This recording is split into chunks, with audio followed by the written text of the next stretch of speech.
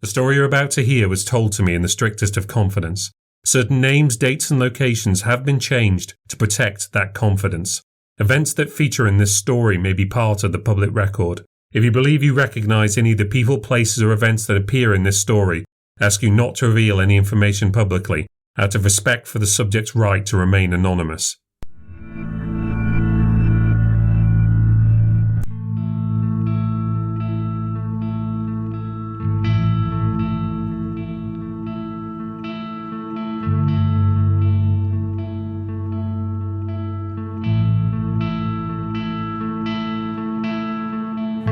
My name is David Paul Nixon, and this is the New Ghost Stories podcast, where we delve into the New Ghost Stories archive to hear new and classic cases of the supernatural.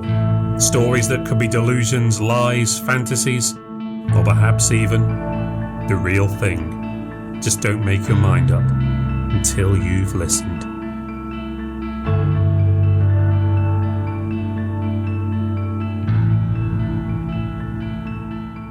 This case was a long time coming.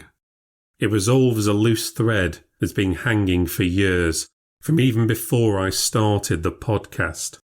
A Rhythm of Six was the first case ever to feature on this show, and although it is case number 26 in my case file, it is essentially the first complete new ghost story. Everything that I'd looked into before that had either been too incomplete, too unverifiable, too brief, or I had been denied permission to publish. It was the first time that the legwork and the effort had finally paid off. I had spent weeks going back and forth with the subject. We had been through their story multiple times. I had scrutinized their account, checked all the details. I was convinced of their honesty, and they had been patient through it all, tolerated my probing and endless questions. This was also a story with stakes. For the subject, this was the first time that they had ever spoken openly and honestly about the death of a friend, and how they believed that death had come about. The first time they dared to speak what they believed to be the truth. And then, just as I was about to finish the story, I received a letter from them, a good old-fashioned handwritten letter. It said that their life was now in danger, and that they would now disappear. By the time I had their letter, they were already gone. I tried, but I could no longer reach them. I could perhaps have done more to track them down. I was still developing my skills as a researcher, but I also felt that I had no right to pester and probe friends and relatives, when we had agreed that this was all to be done in confidence. The subject did not want to be found. I felt I had to respect those wishes, strange and concerning as they might be. I published the story, using part of their letter as its conclusion. It was an ending, but an open one. The story was not really complete. I was left with an empty, anxious feeling. I knew that they were at risk, likely more from their own demons than a more literal monster. At least, that's what I thought then. When I launched the podcast, I revisited the story, and I saw that I had another chance to try and resolve this case. So I put out a message at the end of the episode, in the hope that someone, somehow, somewhere, might hear it and bring forth new information. I was not prepared for the Pandora's box I was about to open.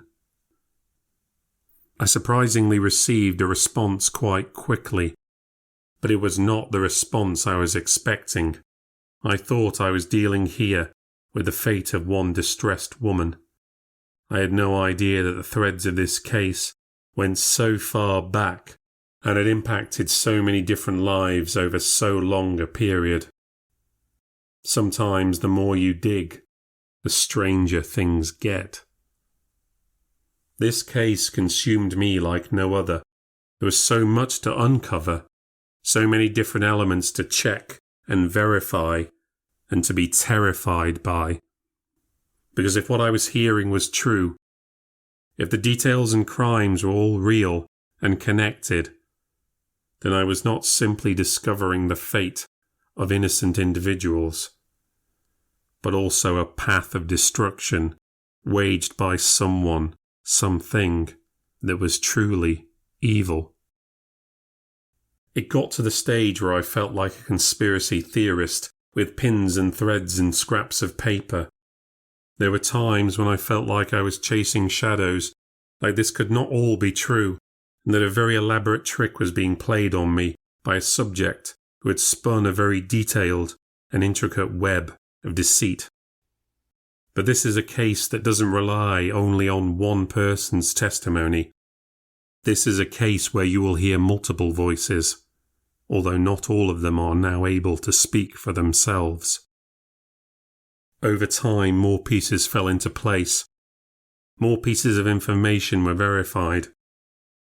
This is the largest and most complex case in the New Ghost Stories archive, one that answers questions and raises many more.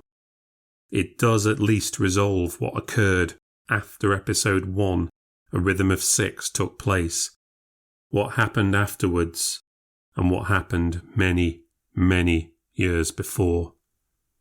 It will be told in 2 extra long parts, as the climax to season 4 and as a bookend to this phase of the podcast. This is case number 388. It's called A Rhythm of 8, and you can hear part 1 uninterrupted after these messages. His first victim suffered a great deal in her brief life. She could barely remember her father, who abandoned her before she could walk. In time, her mother would abandon her too.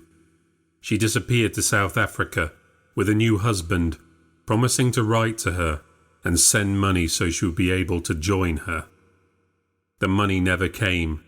She received a few letters and then never saw or heard from her again. She was raised by her grandmother.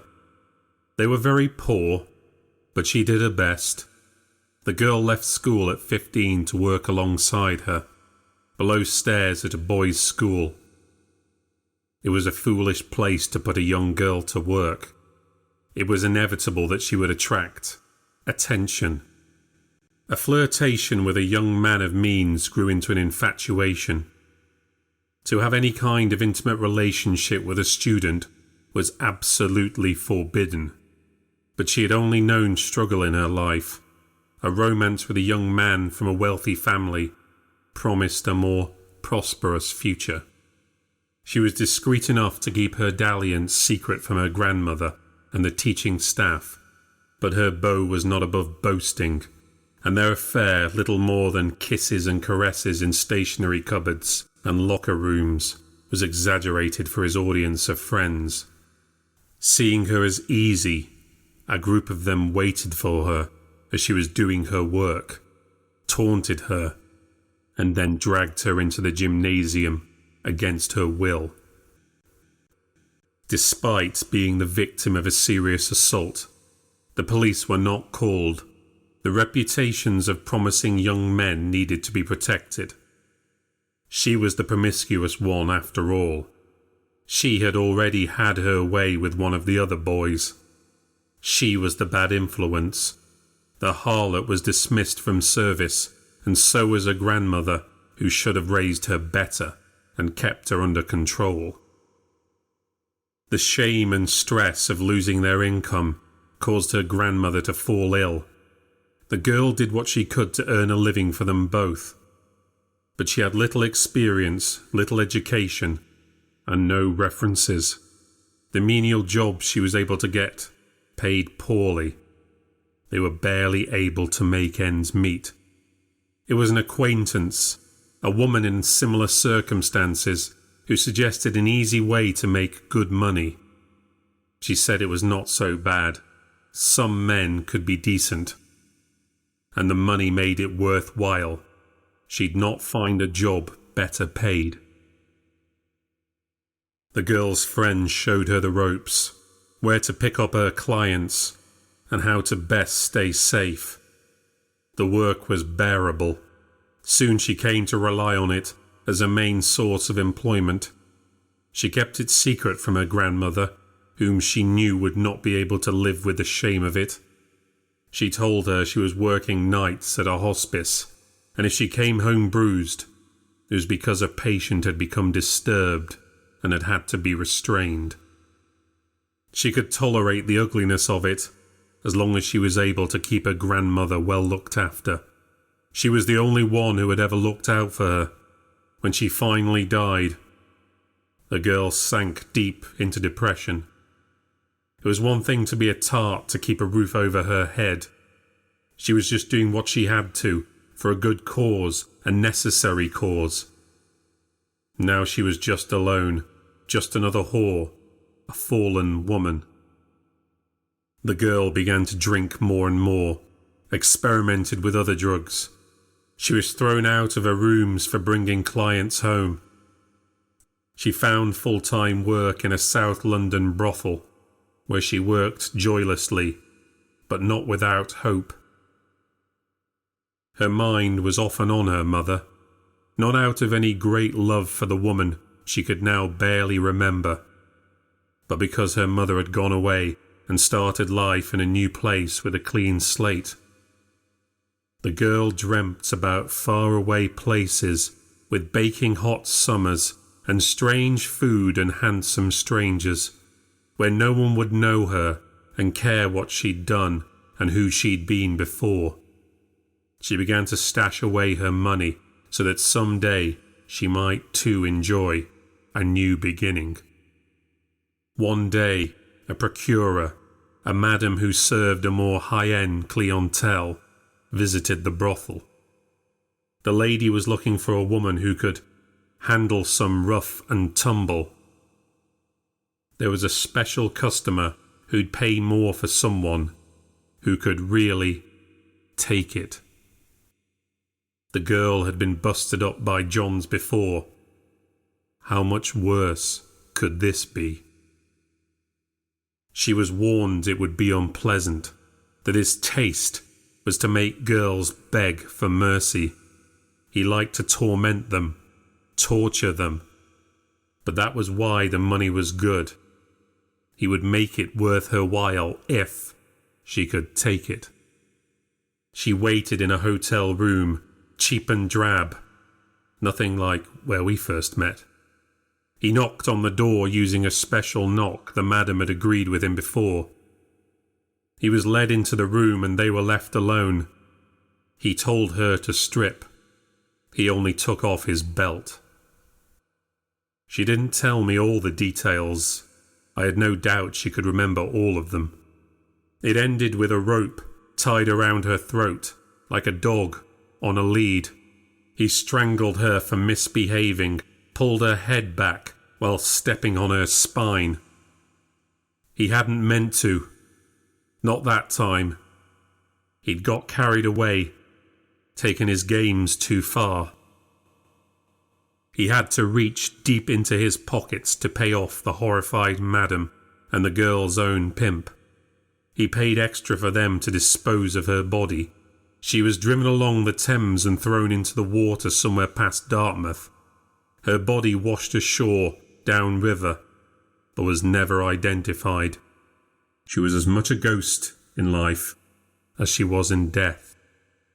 Even though the man paid for their silence, the word was spread that he was too dangerous a customer to deal with. Pimps and madams would not accept his money. Their girls spread the word that no one should have anything to do with him. From then on, he would have to find the victims himself. But it turned out that would suit him. He'd crossed a line that day. Now it was all he could think about. It had felt every bit as good as he dreamed it would. There was no going back now. My brother and his boyfriend take me out about once every fortnight, mostly to quiet places, because they think I'll be able to deal with quiet places better and not find them stressful. He takes his great duty seriously, my brother. And I suppose I should be grateful to have a brother who'll give up 2 days a month for his lost and hopeless sibling. This week's special event is a trip to a small pub somewhere north of the city. I think I've been here before, but they assure me we haven't. They forget there was a time when I got out and about a great deal. I was an epicure, enjoying all the finest cuisines and all the finest ales and all the finest establishments that the city had to offer. The conversation is cordial, as is the norm. My brother's tactic in speaking is to invite me into all the situations like I'm a co-conspirator. You'll never guess what. What would you do if? Would you have said that? I think he's learnt this style from his boyfriend, who's in some kind of events organising. He's always talking about it, but I rarely listen. I'm an absolute master of the smile and nod. Empathy, understanding, comprehension and acceptance. All delivered in just the slightest grin and the briefest tilt of the chin. We're but halfway through our dining experience when I receive a phone call. A rare occurrence for sure. It takes us a moment to comprehend it, but when we do, we know it must be serious. Who on earth would call me so late at night and outside my everyday foxhole? Well, it can only be Joey, ever dependable Joey. What can possibly have unnerved her so much that she'd need my help late on a Wednesday evening? I never so much as heard her flustered. She's stumbling over her words. She's in some distress. Someone has died at the hotel. And I was so looking forward to my vegetarian lasagna. The maitre d' kindly allows us to leave without paying for upcoming, unconsumed courses. We head with haste back to my haunted out-of-town hotel. The facade has been lit up by headlights by the time we arrive. There's an excess of people standing around in uniforms, lots of hands on hips and people looking around as if something dramatic may happen. It brings back some uncomfortable memories. Joey is standing by the recycling bins, talking to a couple of officers, with one scribbling down notes. I go over there with concerned face to introduce myself. Yes, I do know the identity of the deceased. We only have the one guest. How old was she? I would guess no more than 35, perhaps younger. No, not old at all. Yes, it is quite a shock. Joey had shown them the entry in the guest book. She was Claire Parker. She has a London address. No, she had not been an advanced booking. It's always quiet at this time of year. It's after half term. We won't see guests back in numbers till the spring. I tell them how she arrived dripping wet and out of breath. It's as if she'd run the whole way here. She asked for a single room for an unspecified amount of time. A couple of days at least, she had said. I offered her a double because I had them to spare. I would have pressed her for a specific duration of stay, but she seemed distressed. I collected her card details and agreed to charge her accordingly. She was very guarded. I didn't attempt to help her with her luggage. I led her up to room 3, which is en suite and has a bay window with a lovely view of the garden. I tried to show her around the room, but she just wandered to the window and stared out. It was dark outside by then, so she couldn't have been enjoying the view. I asked about breakfast. She said she'd let me know, but she never did. I left her alone, and that was the last I saw of her. I never set eyes on her at reception or in the dining room. She'd been here 2 days before Joey asked whether I'd seen her since she'd arrived. She tried to clean the room but had been refused entry for the 2nd day in a row. I'm always at the hotel, so I would almost certainly have heard her come and go, and I hadn't heard a thing. Between the two of us, we had no reason to believe she'd even left her room. We get some funny folk in the hotel sometimes. We don't like to pry. We just clean up the mess after checkout. But extreme exclusion was unusual. What was she even eating? She shouldn't even have food in her room. We'd agreed we'd insist on going into her room to check on her if she didn't come down to breakfast by tomorrow. Now she was dead. I got the rest of the story from Joey. Her room is underneath our guest's.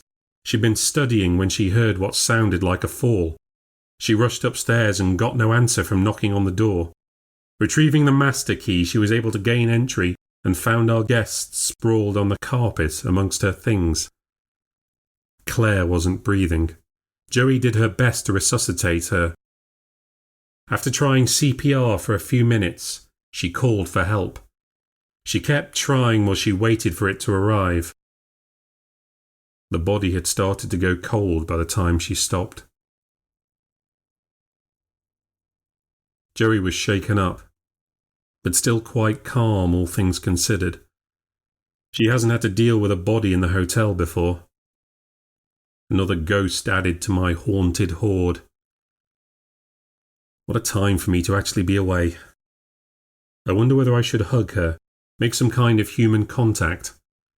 Instead, I do my whole hands in my pockets and lean forward sort of thing.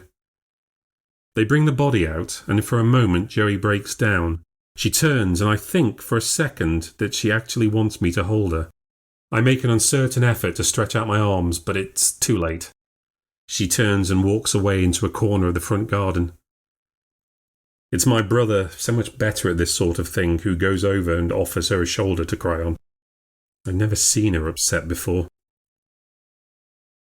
I wonder if any of the people here recognise me. Whether they came here last time. Some seem to peer at me, but it may just be my imagination. It will be quite a coincidence, but not out of the realm of possibility. One hotel, multiple deaths.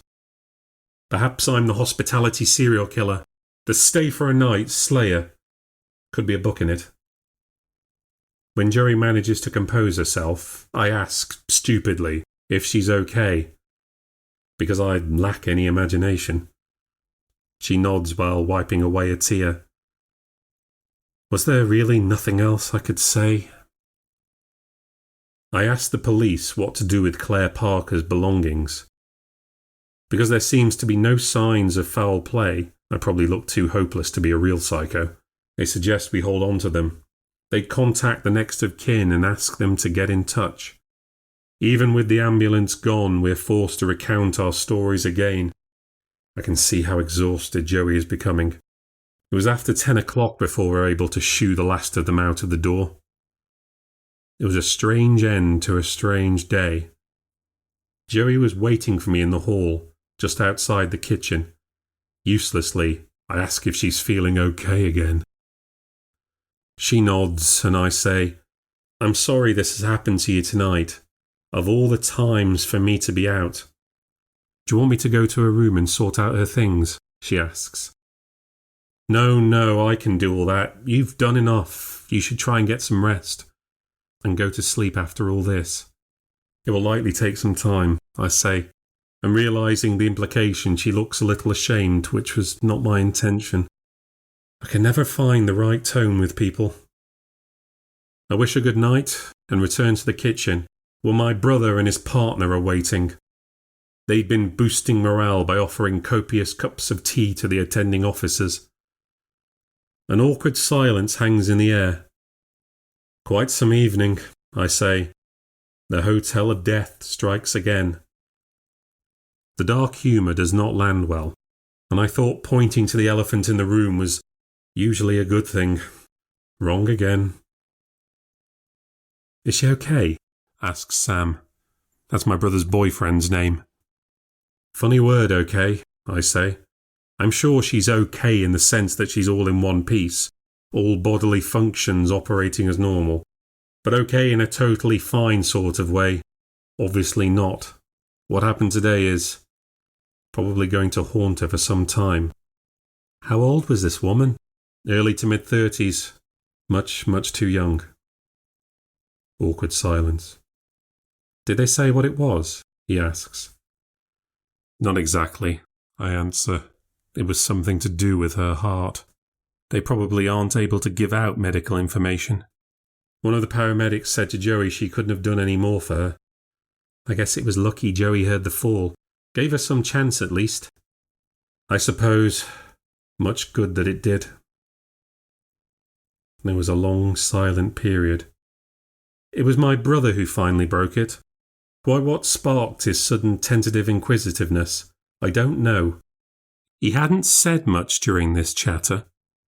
Gavin, that's his name, so better to use it, had mostly been looking downcast, carefully scrutinising the floor tiles. But as if a sudden lever had flipped in his brain, he raised his head and said, "You like her, don't you?" I didn't know what he was talking about. "Joey, you like her, don't you? I can tell." The question is unexpected. And so is my answer. An accurate and truthful response would have been to say yes, because she is of course likeable, a more warm and friendly person you couldn't hope to meet. But what I actually say is, I'm old enough to be her father. Which of course is more of a yes than if I had actually just said yes. I've surprised myself. "Well, that's not true, is it?" my brother says. "She's in her what, mid to late 20s? "I suppose so, but I wouldn't know," I answer, feeling a wave of shame. I get out of my chair and start to tidy things in the kitchen. It was a defensive gesture and taken as such. "I'm just saying she seems nice and you like her. Maybe you should, I don't know, make her dinner or something." "I do make her dinner sometimes, but that's because we live together. It makes sense to." There was also a little Scrabble too, and the occasional jigsaw, but that was none of his business. "Well, that's the perfect excuse, isn't it? Make something out of the company." "I'm not going to take advantage of the situation," I say tersely, turning to face him. "You don't have to be so defensive. It was just an idea. You seem to get on well." "It's hardly appropriate, all things considered." "Why not?" "I already said why not.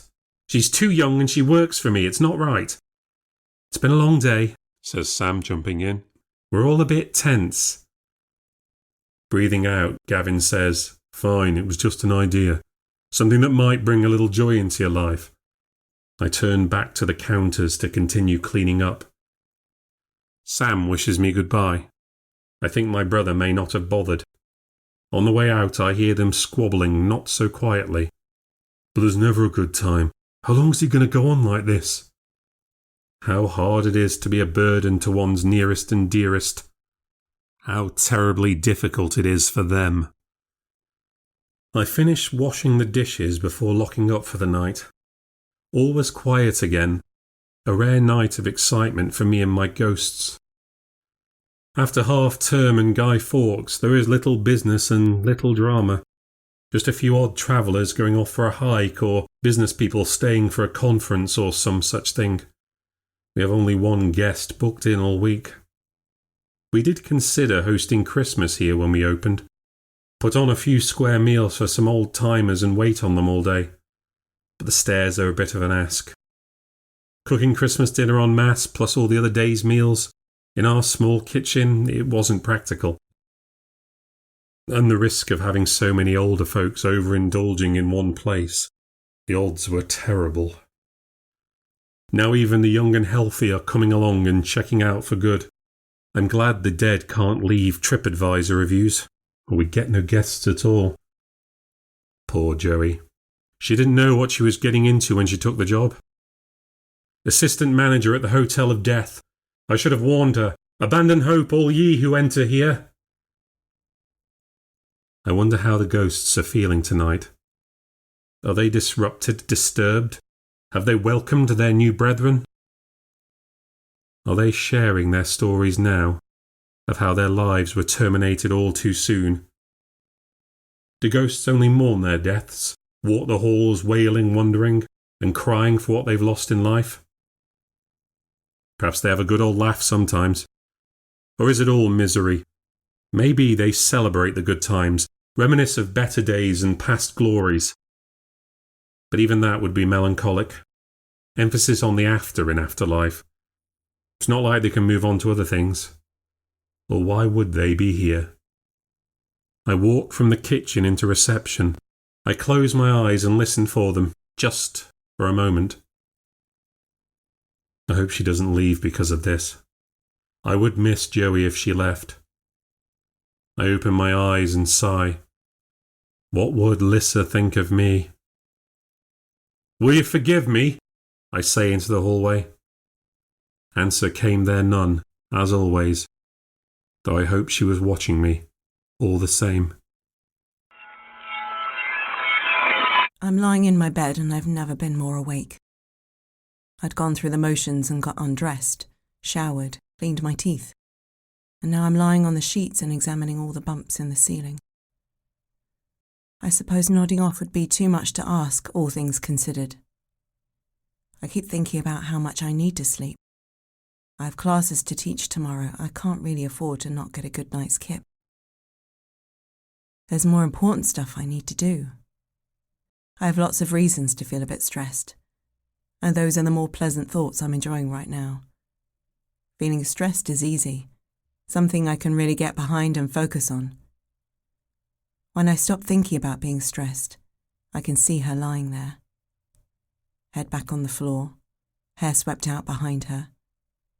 She probably looked a bit like I look now, slumped back, arms stretched out, eyes open, staring up at nothing. I change positions, roll onto my side. I'm exhausted and yet not sleepy at all.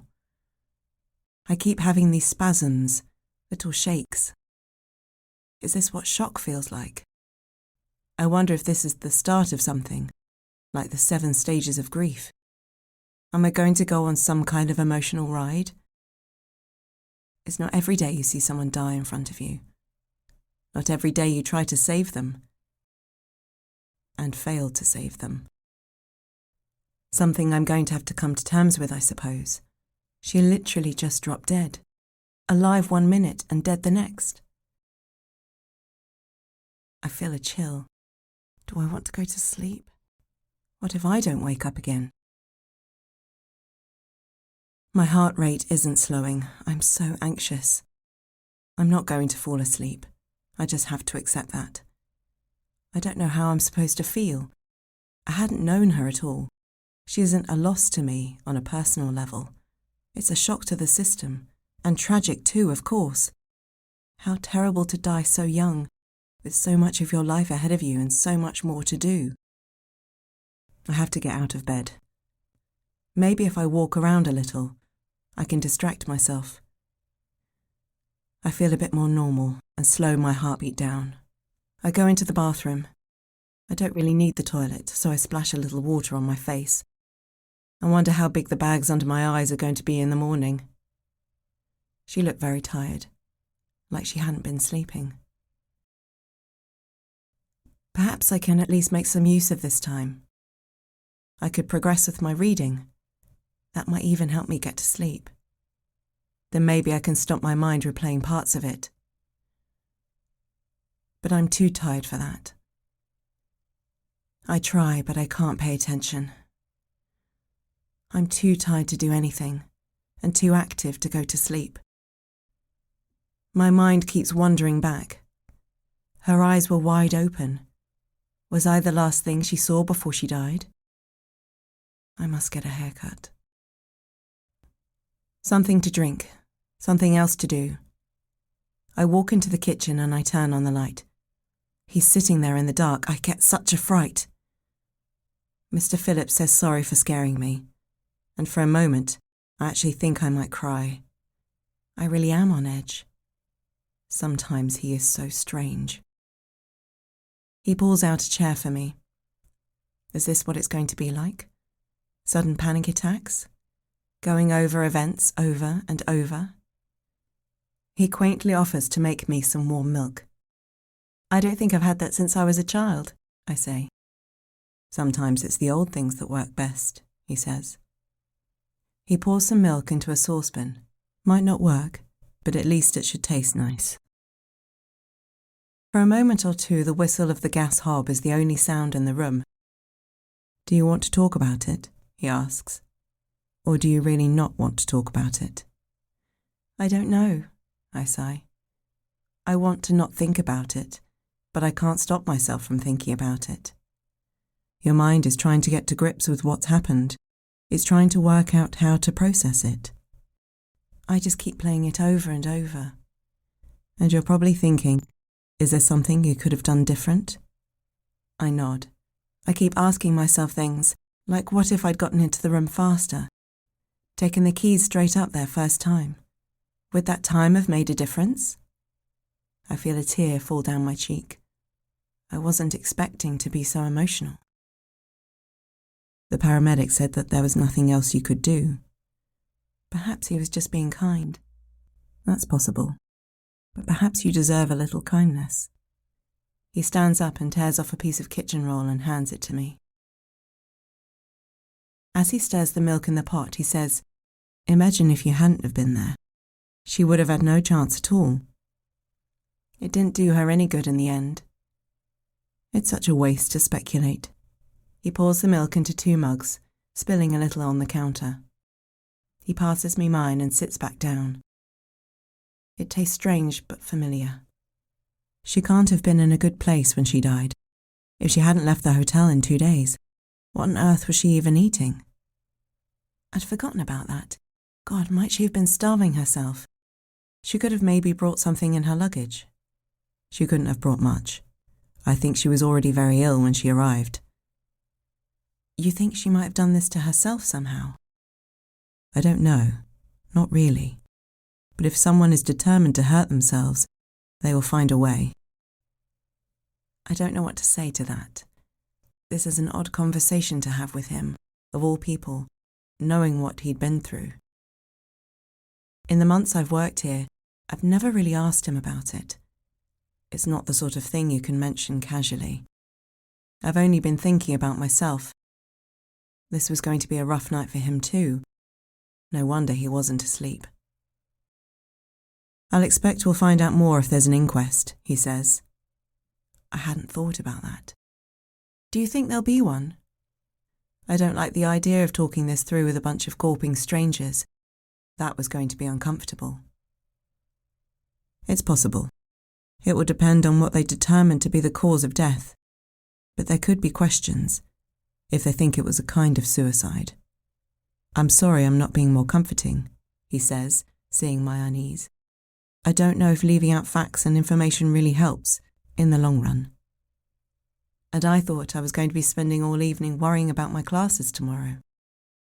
This kind of thing does put other things into perspective. But I still have to hold my classes anyway. He smiles a little. "How are they going?" Still my least favourite thing about doing my PhD. "Are they interrupting your studies?" It's more the dread of being stared at by 20 bored teenagers, to be honest, if 20 even show up. If it's before midday, numbers will likely be low on the ground. We joke a little more about students, and it helps to lift my mood. But by the time I'm back in my room, all the old thoughts have returned. I can still see her lying there at the end of the bed, the sheet clutched between her hands, her blank stare looking up at me. How long had I banged on the door? Should I have guessed something was wrong quicker? How much time did I waste? I see myself going into her room, see her on the floor. I talk to her, wave my hands in front of her eyes, shake her. I get no response, panic sets in. I check for a pulse, put my hand over her mouth to feel if she's breathing. I start pumping down on her chest, doing the rhythm to staying alive over and over. Am I putting pressure in the right place? Did I wait too long to call the ambulance? Should I have kept trying before I stopped to call them? Would I be doing a better job if I wasn't panicking? It's going to be a long night, a long rest of the week. Perhaps I can just wing it in class tomorrow. Try and fill the time by stoking up a discussion. Most of them won't do the reading anyway. Things that remind me of Lissa tend to make me think a lot about Lissa, not so surprisingly. And if I've been thinking a lot about Lissa, there's a good chance I'm going to dream about Lissa. And if I have that dream, it's not worth going to sleep. I'd rather just stay awake. I'm used to sleepless nights anyhow. It doesn't affect me as badly as it used to. And if I'm one of the ghosts, then staying up late, stalking the halls, rattling chains from under one of the spare bedsheets, ought to suit me to a T. I'll get a good long deep sleep tomorrow night. Deep sleeps are usually bad dream free. I've been listening to the complete works of Charles Dickens on audiobook. I thought I might have a go at writing an end to Edwin Drood, but I found reading the old prose a bit tough. So I got the audiobook in a set, but thought I'd start with the first book, and then I completely forgot what my idea for the ending even was. Oh well. I do have to get up and move around a bit. I don't want the blood drying up in my veins. Be terrible if I slid off the mortal coil too, by mistake. Poor Joey. I think I scared her. This has been so hard on her. I hope she's okay. I will have to keep an eye on her. Be a shoulder to cry on, if that's what she wants. I don't want to pry or be a nuisance. I'll keep an eye out for her, but not in a creepy way. My own afterlife would be a lot worse without her around. If I'm up before dawn, I like to take a walk about the gardens and scare the animals. They're not expecting anyone to be up at this time. It's fun watching them scurry away surprised. As we have a guest due, I get back into the normal swing of things after a few hours wandering about. I have a little breakfast and go down to the basement to put on the laundry. It's as I'm setting the dryer that I hear Joey go out. I hope her lecture goes okay.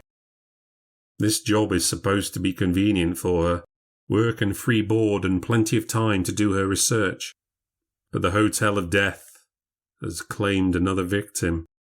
Now she's at risk of looking foolish in front of some teenagers.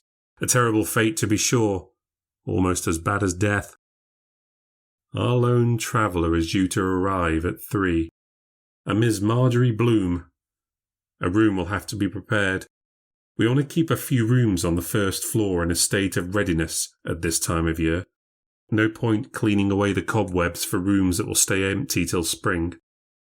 Normally I'd just put her into room 3, but I suppose it's not appropriate to do that now, although she wouldn't know someone had just kicked the bucket in there. And I think she mentioned in her email that she was some kind of accountant. So she'd probably deserve it. No, best not be unkind. Let the new ghosts settle. And I won't want her reading about it in the local paper and shivving us on TripAdvisor. It will only take a few moments to put on clean sheets in room 4 and check the toiletries are all fresh. I still have to deal with room 3. Pick up and pack away all Claire Parker's belongings. I haven't been inside yet.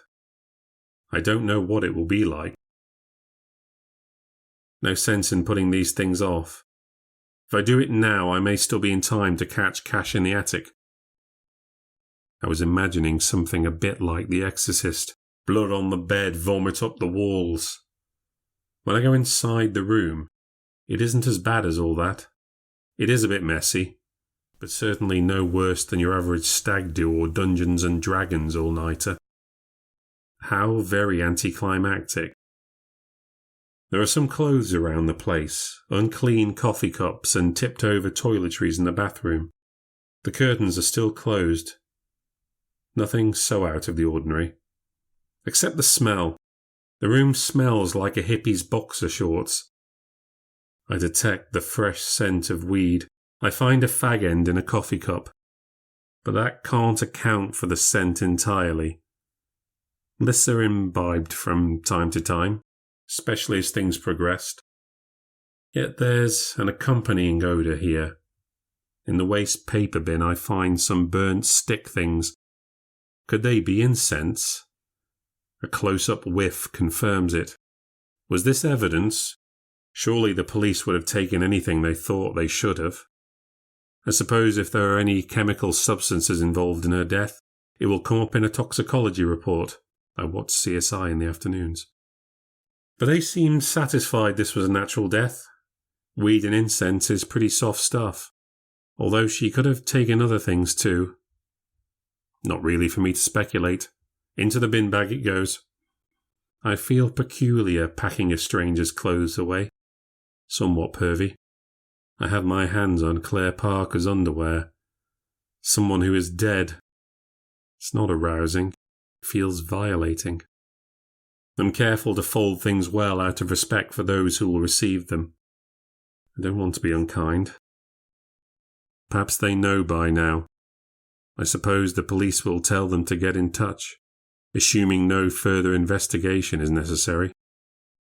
I hadn't expected to find myself doing this again. The room feels dark. I go to open the curtains and let the sunlight in, except it's November and it's overcast. I need to get moving or I won't be able to manage it. I need to get room 4 ready. It's not a big job. I can feel sorry for myself after. Should have aired it out a little yesterday, but a little air freshener makes things all right. I managed to put on the sheets, give it a light dusting and stock the bathroom and tea tray in under half an hour. Not bad considering the dark clouds gathering in my head. I go downstairs and sink into my chair in the living room.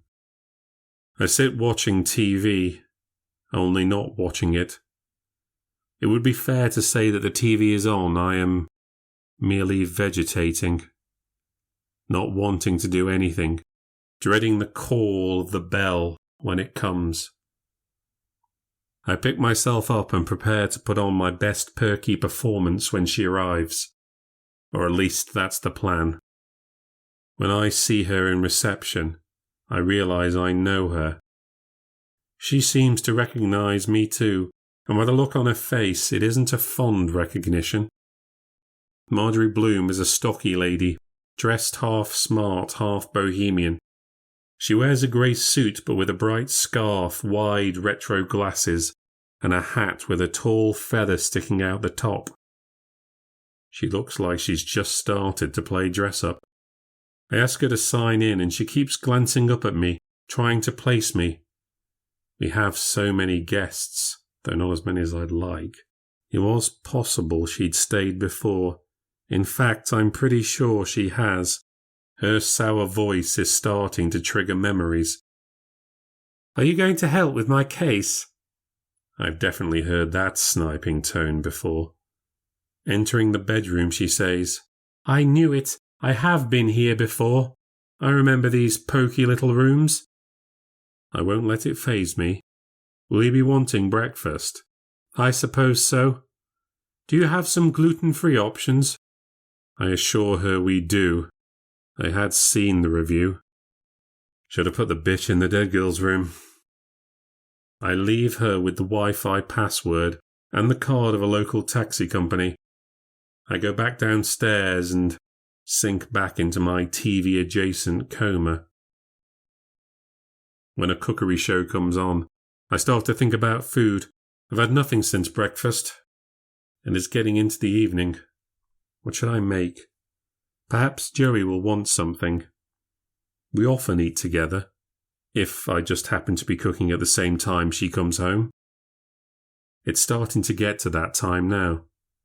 Perhaps she'll enjoy some company tonight. She may need further commiserating if her day has gone as badly as she thought it might. Probably nice for her to not have to cook anything. I've been learning how to play chess. Perhaps I can challenge her to a game. It starts to get late, much later than Joey normally is.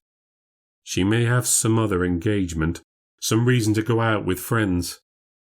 I don't recall her mentioning anything. Not that she has to tell me everything, of course. It gets to almost 8, and I think I best make something. I make a sausage ragout and eat it alone in the kitchen. I don't really enjoy it. I leave the rest in the pan, should she want some later. But she doesn't come home at all, which is a little odd. None of my business, of course, it's her life. I'm a little worried, but she's a grown woman. If she wants to spend the night somewhere, that's her right. She doesn't need to worry about me, even if I worry about her. I try to read, but can't get into it. It's all so quiet. I can hear the central heating clunk and the old boiler rumble in the basement. The clunks and clanks are familiar, strangely comforting. The sound of an old beast growling and groaning as it awakens again. A hotel is a unique sort of place. A home, but not a home. A rest stop for people as they move from one chapter to the next. or perhaps more of an interval, a page between the chapters, somewhere that sees many, many folks pass through it. But unlike a bus station or an airport, people stay for a day or two. It's something different and out of the ordinary. They may let their guard down a little bit. You might come here for pleasure. You might come here for work. You might come here because you've nowhere else to go. I know for a fact that lives have changed forever in these walls, and I don't just mean the people who have died. Relationships have started here, been cemented with marriage here. We've certainly had our fair share of wedding parties, and we've seen breakups too. Definitely a few sneaky weekend tristers getting their bit on the side. My point is that big things can happen in a hotel. No one stays at a hotel because something normal is happening. No one ever stays for very long, of course. They move on. Except for me. I wonder what it means for this home away from home. For the little pocket homes within my home. The little shelters from the storm. A haunted house is haunted by its former occupants. But what happens when the occupants pile in and pile out, year after year? How old is this place? Over a century, I'm sure. I checked once. I was into local history for a little bit, but I've forgotten what I found. What do all those people leave behind? Anything at all? Echoes, maybe? How much spiritual energy could have built up here? I have listened. You'd think a ghost like me could hear it. When we first moved in, I used to scare Lissa, who'd never lived in the country before. She was kept awake by strange sounds, not just the creaking of the stairs and the clanking of the old pipes, and they were bad enough, but by the twisting of the trees and the howls of the beasties in the dark. She was afraid of being left alone here at night. Sensitive hubby that I am, I decided the best thing to do was to wind her up. I said she shouldn't worry too much about what was outside. She should be worrying about who was staying inside. For all we knew, we had a hotel full of rapists and murderers. What did we really know about the people we were letting in? You don't know what anyone is like behind closed doors. This is our home right up until they take the keys and shut themselves in. Then part of it belongs to them, and we won't ever really know what they got up to in that room. Unless they leave a particularly unpleasant mess in the toilet. I think the anxiety was more about the opening. We hadn't done this before. Bringing in guests for the first time was nerve-wracking. You give them the keys, show them up to their room, and then you just have to hope they like it. Keep it clean for them and serve them toast and cornflakes in the morning. The better it goes, the less you see of them. No feedback is good feedback. They always say they enjoy it when you ask. You'll get more truth from tuts and sighs than you will words from the English. Then they go and that's that. New people arrive, new people leave, and the hotel is never silent. All those noises remain. The creaks and clunks that could be the building settling, or the radiators coming on, or the sounds of people pacing at night or getting in and out of the shower. Hard to know if you're ever alone with so many sounds and so many closed doors. I used to hide sometimes and scare her. She never killed me afterwards. I was so lucky to have found someone who enjoyed my perverse sense of humour and love of stories and mucking about. A lot of the fun stopped when the first one died. We'd only been open a month or so. He was a bit old, but not that old. Died in his sleep. When the cleaner saw him in bed that first day, she thought he was sleeping in and left him to it. It was only when he didn't come down to breakfast for a second day that we became concerned. And then we went to the door, and we knew something was wrong. It was the height of summer. His body had begun to smell. The jokes about ghosts in the building didn't seem so funny after that, even to me. It's a quiet night tonight. There's no wind, but it is frightfully cold. I decide to knock the thermostat up. The dial is in the office. I take it up a notch and listen as the pipes groan back to life. No rest for the ancient. The blood pumps through the veins again. I wander into reception and look up the stairs. I wonder if the ghosts are out tonight. I've been told they're a fantasy, and I must focus more on the real world.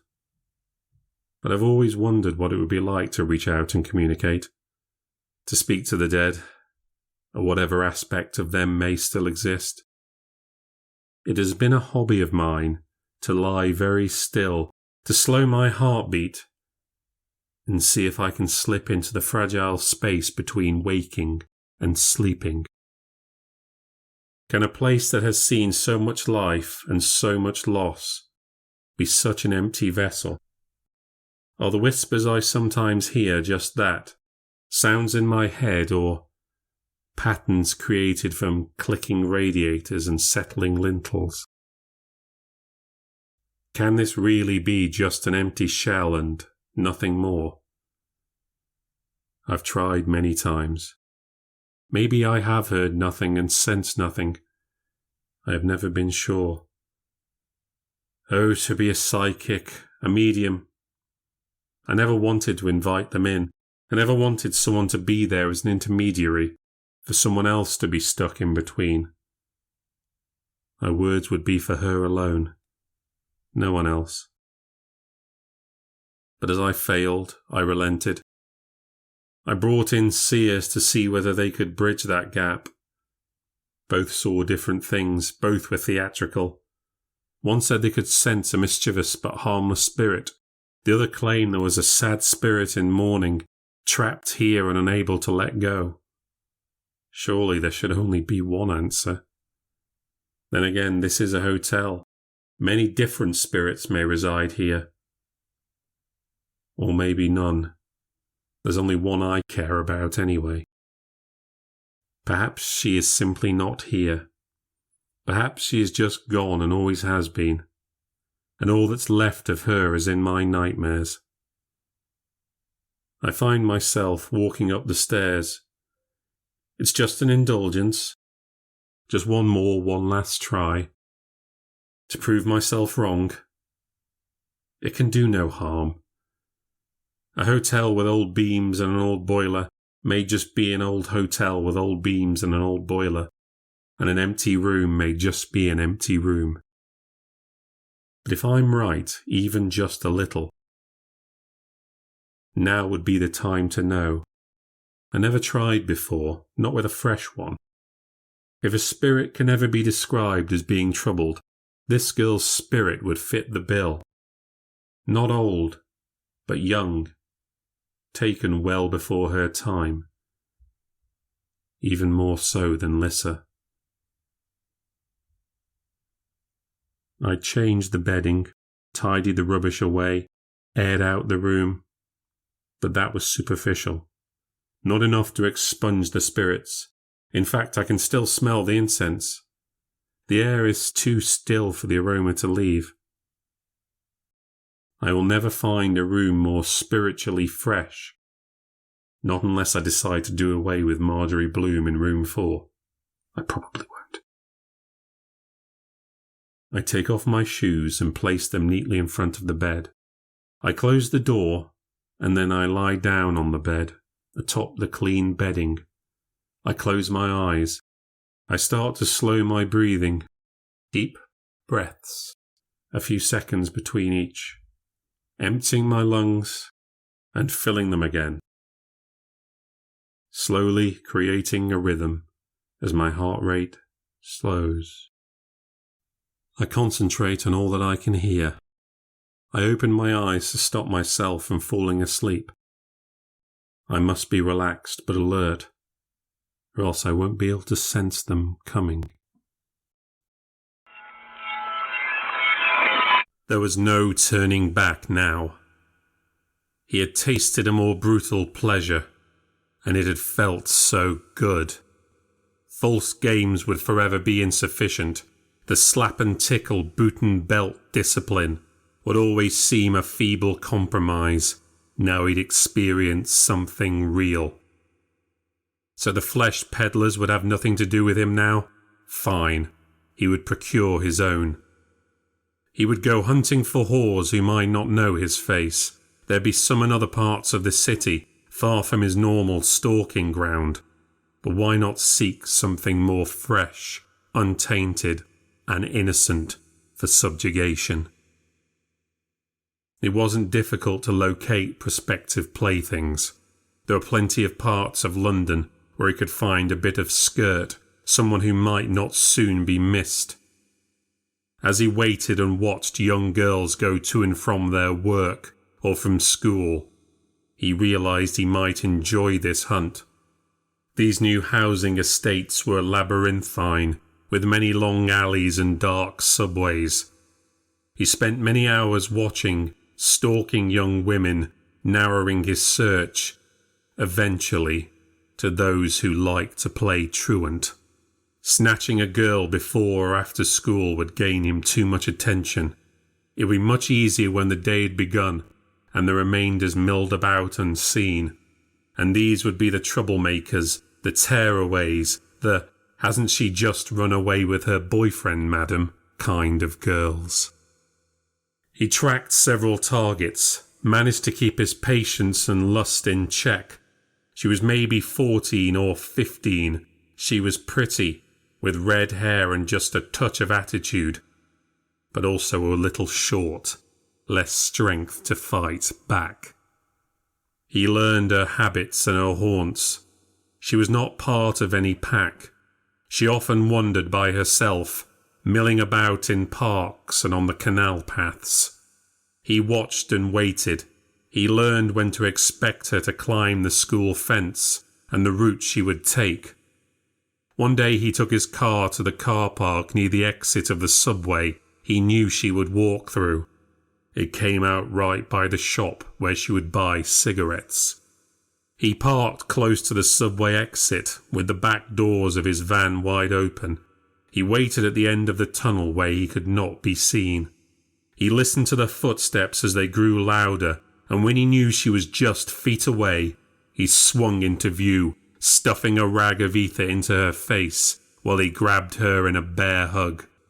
He lifted her up off the ground and grimaced as she kicked against his legs. But when those legs fell limp, he let her drop, and he dragged her to the back of the van, throwing her inside. The whole thing took only a few moments. He had prepared a new home for her, an abandoned tenement in a dilapidated street. He kept her in the basement of a house which didn't seem to have one. You might search the place from top to bottom and never discover the discreet door in the pantry. He knew about power and terror. He knew how to break them. His pleasure was not just in the suffering, though he revelled in that, but he sought excitement from the submission too, the complete domination of their mind and spirit. He beat her down so badly she had no will left in her. Her only drive was to obey and please him and to avoid more pain. He wanted to test the limits of his domination over her. The expression of his victory, the winning move in his campaign, was to hand her over the key to her own cell, to make her her own jailer. For what better prisoner is there than the inmate who fastens their own chains at night? He commanded her to only unlock the door at the sound of his special knock, a rhythm of 6 knocks, the same one he had used in the past to gain access to the brothels. If she heard the knock, his exact number of knocks, then she must open the door. She must open it for no other reason, not for just his word alone, not for anyone else, not for herself. He toyed with her, of course. 1 knock too many, 1 knock too few. He had waited at the top of the stairs to see if she would leave on her own, shouted to her as if he was some stranger wandering into the house who might rescue her. She obeyed in full. He had broken her down so thoroughly that his command was the only thing that mattered. She feared him so much, she did not even think to leave her cell. It was a great victory for his method and his unceasing cruelty, but it was bittersweet. Once he had realized he had dominated her so entirely, she lost all appeal to him. There was no pleasure in towering over a creature that could no longer fight back. She was poor sport. The crowning pleasure of putting her out of her misery. He did not get the satisfaction he craved. She had wanted to die. Perhaps she was too young, not spirited enough. He would have to change the game next time, find stronger, smarter prey that would never give in so easily. But his next move was sloppy. He had been meticulous in everything except the disposal of her body. He did not even travel far for its disposal. He dropped it into a pond on some scrubland. Soon after, it began to float. The girl's disappearance had elicited little attention when she was alive. When she was discovered dead, her body beaten and abused horrifically, she suddenly gained some attention. The newspapers, suddenly so caring and compassionate, demanded to know why the police had done so little to find her. If they had cared to look, could this have ever happened? While hands were wrung and column inches were filled, the cruel man made his second mistake. Impatient to experience the thrill again, he had wandered onto familiar turf and had been seen by someone who knew of him and his crimes. This someone had several clients. She had one who was a policeman. He was fond of her and had looked out for her before. With words spreading of the horrific murder, she confided in him. She told him of the man who enjoyed brutalizing women, showed him her scars, stopped short of revealing the murder she already knew he had committed. The policeman fancied making himself a bit of a hero. He followed the lead up himself. He drove her around for hours night after night, looking for the cruel man. One night they found him, grabbing some bottles from a backstreet off-license. What would a man like him be doing wandering these streets? What was a man like him doing entering an old ruin through the back door? The policeman followed him inside. He thought he'd lost him until he took a closer look in the open pantry. He froze to the spot when he heard the whimpering sounds from behind the second door. He hadn't expected to catch him in the act, a prize landing right in his lap. When he saw what he was making the girl do, and what he had done to her already, the policeman took no chances. He gave the cruel man a taste of the brutality he took so much pleasure inflicting on others. But while the cruel man always maintained his control, took pleasure in prolonging the pain, the policeman dealt with him swiftly and without mercy. He beat the cruel man to death. When the blood had cleared from his eyes, the policeman saw that the prisoner had already escaped. With the one witness gone, he dragged the body upstairs and buried it in the overgrown garden. The tabloid outrage at the original murder was quickly forgotten. There were other more violent, more persistent crimes to fascinate the public. The surviving victim was never traced. The cruel man's body lay undiscovered, the extent of his crimes unknown. He lay there as the world around him changed. Houses were torn down, new buildings were erected. Years passed by, and no one remembered the girls who had disappeared, or the wealthy bachelor who had always kept to himself and who had vanished off the face of the earth. The house that loomed over his body was repaired and became a home again. It was refurbished, extended. A new kitchen was built over his body. Bricks were laid on top of him. There were footsteps and voices above him. And to his surprise, he could hear them. He had awoken. He had come back from the dead. Things did not go to plan. Maybe I should be taking some time off. Whatever it is that's going on in my head, I'm not used to being so flustered. I just about got away with class. I played a couple of long clips, asked them for their own views, and read from the textbook. That just about got me most of the way through. I only stumbled when one of the goody two-shoes actually asked me about the reading, and I couldn't remember. I waffled a bit, but they kept on asking follow-up questions. Thank God the time ran out. I sit in the coffee shop.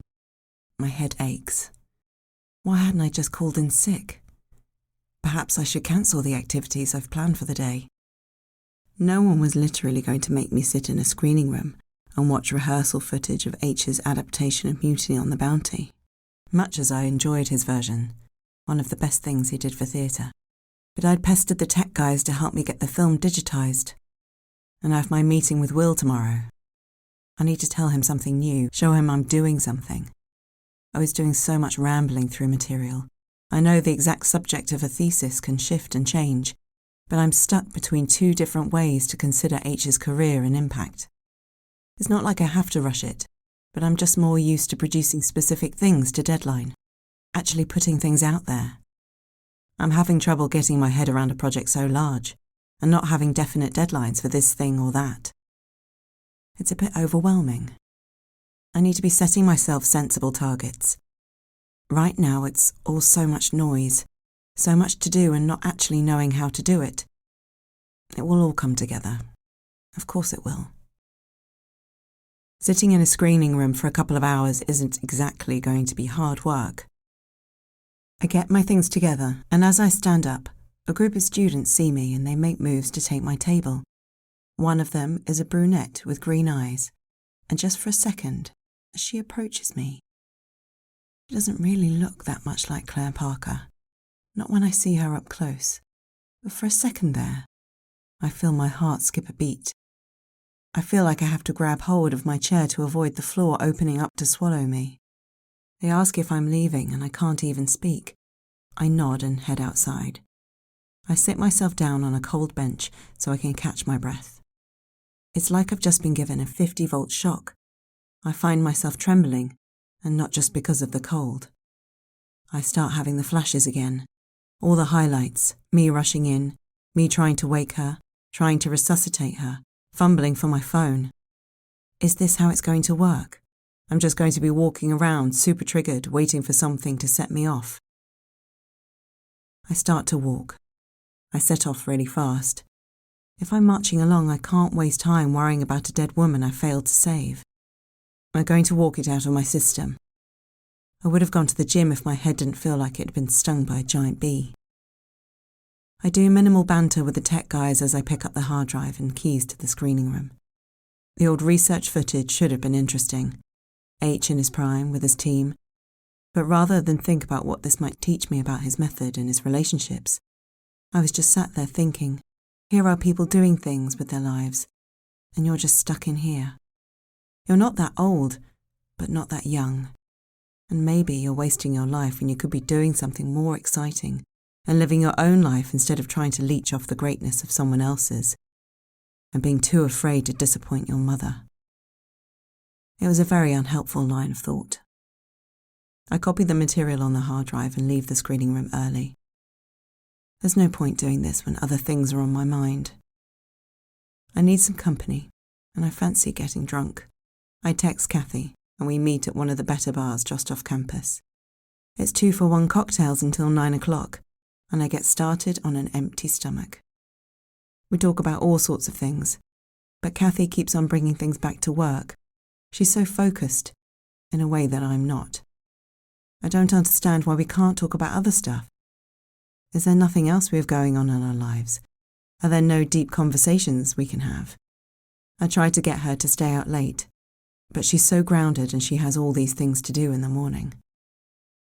Before she leaves, she says she's never seen me like this before. Am I doing all right? I say, yes. God, can't a girl just kick back sometimes? Christ, how uptight does she think I am? I don't want to go home. I give drinking alone a try. I'm sipping a Mai Tai and I wonder if it's the sort of thing Claire Parker would do. Was she a party girl? She didn't look like she was wild. Maybe she was more intense. A career girl, maybe. Work hard, go home, be lonely. Pushed over the edge by the emptiness of it all. Maybe she'd drink to get rid of the voices in her head. Maybe the pressure was too much. I start to feel down. I'm about to leave when Scott sits next to me. Scott is actually one of my students. He's not a child. He's in his 20s, I think. Very good looking. He's laying on the charm really thick.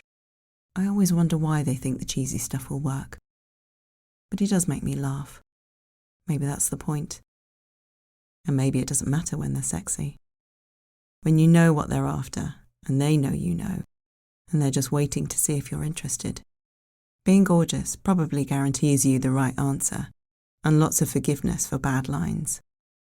Still can't quite believe I did it. I wake up in a shitty little student house with clothes all over the floor, Star Wars posters on the wall, and the terrible odour of man gas and Lynx body spray. I actually tried to sneak out without waking him. Perhaps he might think the whole thing was a dream. No such luck. He rolls over and smiles at me and says, "Hey you, what are you doing?" I tell him I'm just going to get a drink. He asks if I can make him a coffee. I say, "Yeah, sure," then grab my things, get dressed in the bathroom, and sneak out the back. I've no actual idea where I am. I figure it out using some road signs. I need to preserve the last of my phone battery for an Uber. I find a greasy spoon and order an endurance test for my arteries, but not before making sure there isn't anyone here who looks like a student. I do not need anyone seeing my walk of shame. My whole head feels like a blister about to burst. I have a sudden, really unpleasant thought. Was it allowed, what I'd just done? I wasn't a member of faculty. I was a student myself, technically. It wasn't as if he was underage. He practically gave consent with his grin.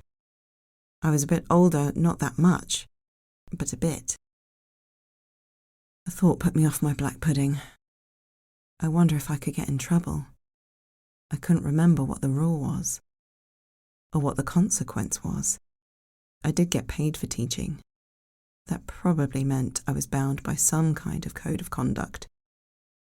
I left half my breakfast and started to panic walk down the street. Scott wasn't the type to tell anyone, right? A bro never goes on about their conquest to their mates, do they? Fuck. No point crying over a good screw. Even if he did brag, rumours are rumours. I could just deny it, couldn't I? It's not like anyone else was there. Although someone might have seen us at the bar. He wasn't alone, was he? And had his flatmates seen us go home? He was making it up. I'd deny it. Never happened. Fake news. It wasn't like they were going to smear test me for evidence. I feel a little better. Not much. Then my phone battery drops out, so I have to get a bus back to campus to get my car. It only runs twice an hour. No wonder my students are always late. I suppose I'm lucky to not have any classes or other appointments. I couldn't believe I'd been so careless. Then I see another youngish brunette with a vague, slight resemblance to you-know-who as I get off the bus, and I almost leap out my skin. What's wrong with me? I'm acting out. Suddenly life seems really fragile. I'd been a bit reckless, and might have royally screwed myself. It could be worse. I wasn't dead. I might just wish I was before the day's out. I drive slowly home and hope I can sneak back into the hotel without being seen. But I'd forgotten that we have a guest staying. Mr. Phillips catches me in reception. He's running down the stairs for some reason. I don't know how he knew, but he knew. He didn't see me go yesterday, but he knows I didn't come home. He doesn't sleep. He probably spotted I was wearing the same clothes. Maybe he could see the shame written all over my face. Why is it shame for women and glory for men? We trade a few super awkward words and I go straight to my room. What if I want to stay out overnight and get laid? That's my business. and it's got nothing to do with anyone else. He could get laid if he wanted to. All he has to do is try to interact with the rest of the world. The poor thing. After I start charging my phone, I see my one-to-one has been cancelled. If Will doesn't try to put it in for the afternoon, it means I've got more time. All weekend. To get my head straight and provide something that seems like a decent update. Make it look like I know what I'm doing, assuming I don't get suspended for robbing the cradle before then. As I'm about to get undressed for a shower, there's a knock on the door. A weird, long knock, knock, knock. It didn't sound like his knock. And when I open the door, there's no one at reception. He doesn't seem to be around anywhere. It's very, very strange. I walk up the stairs. All the lights are out. But as I leave the landing and step into the hall, I can see an outline of light around every door. The hall stretches into the dark. There are people behind each door, peering through the cracks. But when I turn to look at them, they disappear. The doors press shut. The door facing me at the end of the hall finally comes into view. It's slightly ajar. I'm aware of noises, sobbing and crying all around me. But from this door, something else. A sound I find chilling. A sound of distress. A sound of pain. Behind me there are footsteps, and I catch a glimpse, a split-second glance of someone small, young, running down the hall, escaping down the stairs. An awful scream turns my attention back to the door in front of me. I feel my hand tremble as I place it on the handle. With little effort, the door drifts open. The hall is filled with light, and my eyes shoot open, but I stay still. I don't rise and leap up off the duvet. I manage the terror stoically, even though I feel my heart beating hard. A man, thin like knives. A woman at his feet, bleeding. I'd only seen it in a flash, taken in the horror for just a moment. I hadn't been jump out of the bed frightened, because the scene had been cut. The nightmare had been truncated. It was strange and unnerving. And the dream stays vivid even though minutes pass. What time is it? I'm still in room 3. This is the problem of having sleepless nights. When you do sleep, really do go deep. It's nearly 7 a.m. I had at least not slept past breakfast. Oh, I have a headache. Not the worst I've had, but grueling enough. I should have asked that damn woman what time she wanted to have her breakfast. Not that I'll have to wait around. I'll be putting on a continental-style breakfast to save time. It's a piece of cake. You only have to slice a few things. But still, I could have napped for a bit longer. It's lucky I am up a little early. I hadn't taken the gluten-free pastries out to defrost. I'll have to do them in the microwave. They taste like shit anyway. I'm not surprised she doesn't notice. She came down just before 8:30, allowing me time to wash and have my cereal. It's weird when there's only one person down for breakfast. You can't act like they're not there, but you can't hover either. I have on occasion attempted casual conversation, sometimes with moderate success. I did not feel like this was one of the times it would go down well. I do, however, in one of my rash, spur-of-the-moment mad urges, ask, as I clear her things away, if she has enjoyed it or not. She looks at me suspiciously and says it was fine, as if I were asking her some loaded question. She disappears back to her room, and I go on to do the washing up. The dream plays on my mind. It's very vivid. I can still summon all the detail. It took place on what seemed like the first floor, albeit a twisted version of it, with more doors than there are and a door at the end that isn't there, because you'd just fall into the hedge outside. I've attempted communion many times, when the hotel is quiet and there are rooms empty. I have on occasion drifted into sleep, not ideal for communicating with the beyond. But when I have, the dreams have usually been benign, providing I don't dream of Lissa.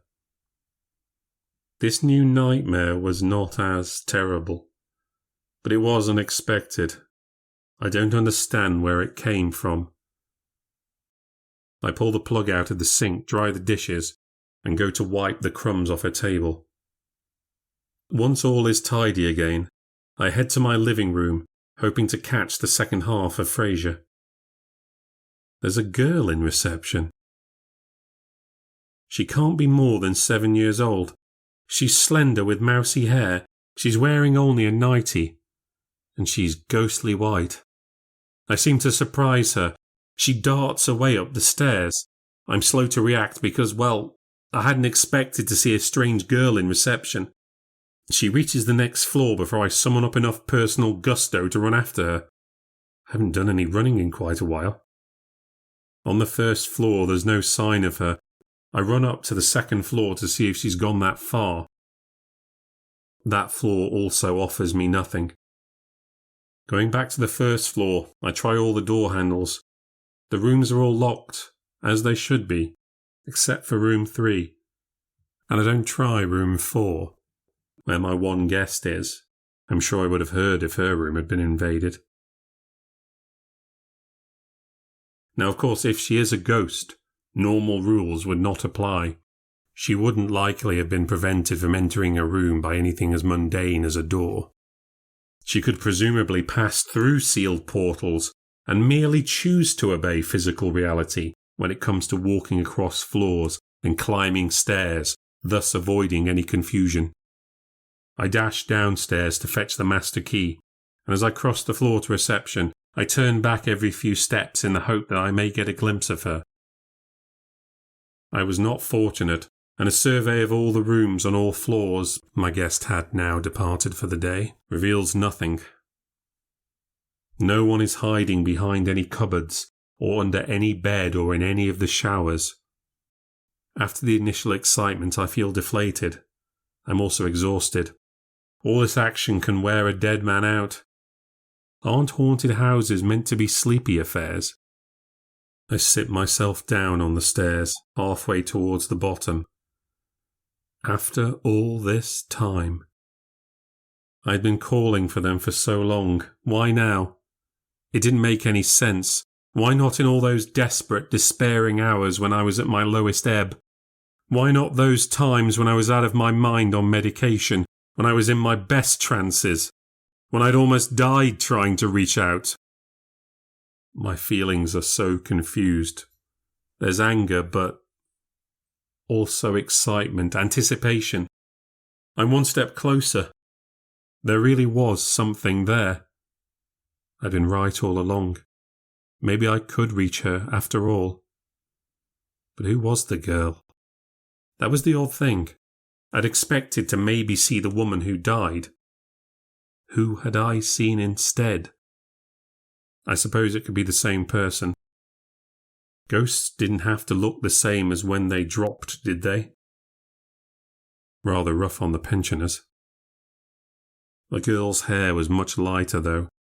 I'd only seen Claire Parker for a few minutes, but there was no obvious resemblance. I was so wrapped up in my thoughts, I hadn't even thought of Joey, whether she had come back last night or not. Turns out not. I bound downstairs dramatically and almost bump into her in reception. She looks tired and anxious. Not really like her at all. The last 24 hours must have taken their toll. But she must have her space. I don't pry. She knows I'm there for her, I hope. I go to my living room and sit in my old armchair. I have wanted this. For years I've been reaching out and trying to speak to the ghosts I've always believed were there. But they'd always remained out of reach, not speaking, staying silent, keeping their backs turned away from me. Hope had kept the quest alive, even when I knew it was impossible. even when I knew it was doing me harm. But I wanted it to be true. How could I move on until I knew what she wanted me to do? How could I live if I only ever saw her with those angry, despairing eyes? How could I know she still wanted me to? I'm actually crying. I rub my eyes on my shirt sleeves. So much for the impossible. I was right after all. I'd been right to lie and say I'd stop. No need now to feel guilty. I had been right all along. Problem is, what do I do now? I'm more scared than excited. Turns out hope is different from belief. I realise I actually hadn't really believed it. I just wanted it to be true. I just wasn't prepared for what it would mean if it was true. No time for a faint heart. And no time to get carried away. I was a step closer, but just a step. I waited so long I might finally find out. In some ways it's easier to not ever try to succeed. To fail without starting is no real failure at all. No sweat is sweated and nothing has been lost. It's worse to make strides and stumble, fail utterly and indisputably. Thinking as logically as a man can when thinking of talking to ghosts and ghouls, I suppose that she must be more afraid of me than I am of her. She did run away after all. I surprised her. And at that age there's natural shyness too, I suppose. But she'd followed me downstairs. She was watching me. My meditations, my dreaming, it must have meant something. I must have created some connection. I'd have to return to room 3. I must learn more. I must make contact again. He was nothing at first. Only an awareness. He was without shape. But he could sense the world around him. He could not see.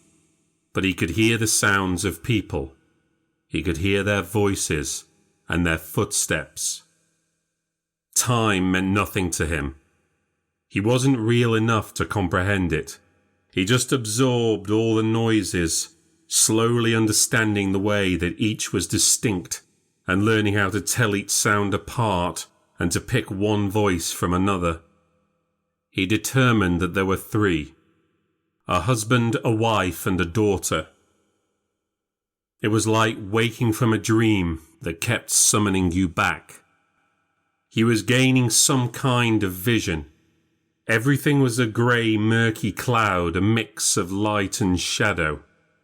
He had some kind of form that he could control. He could move around this place, but he had no physical force. As his hearing developed, he could finally make out the words spoken by the family, and they were not a happy family.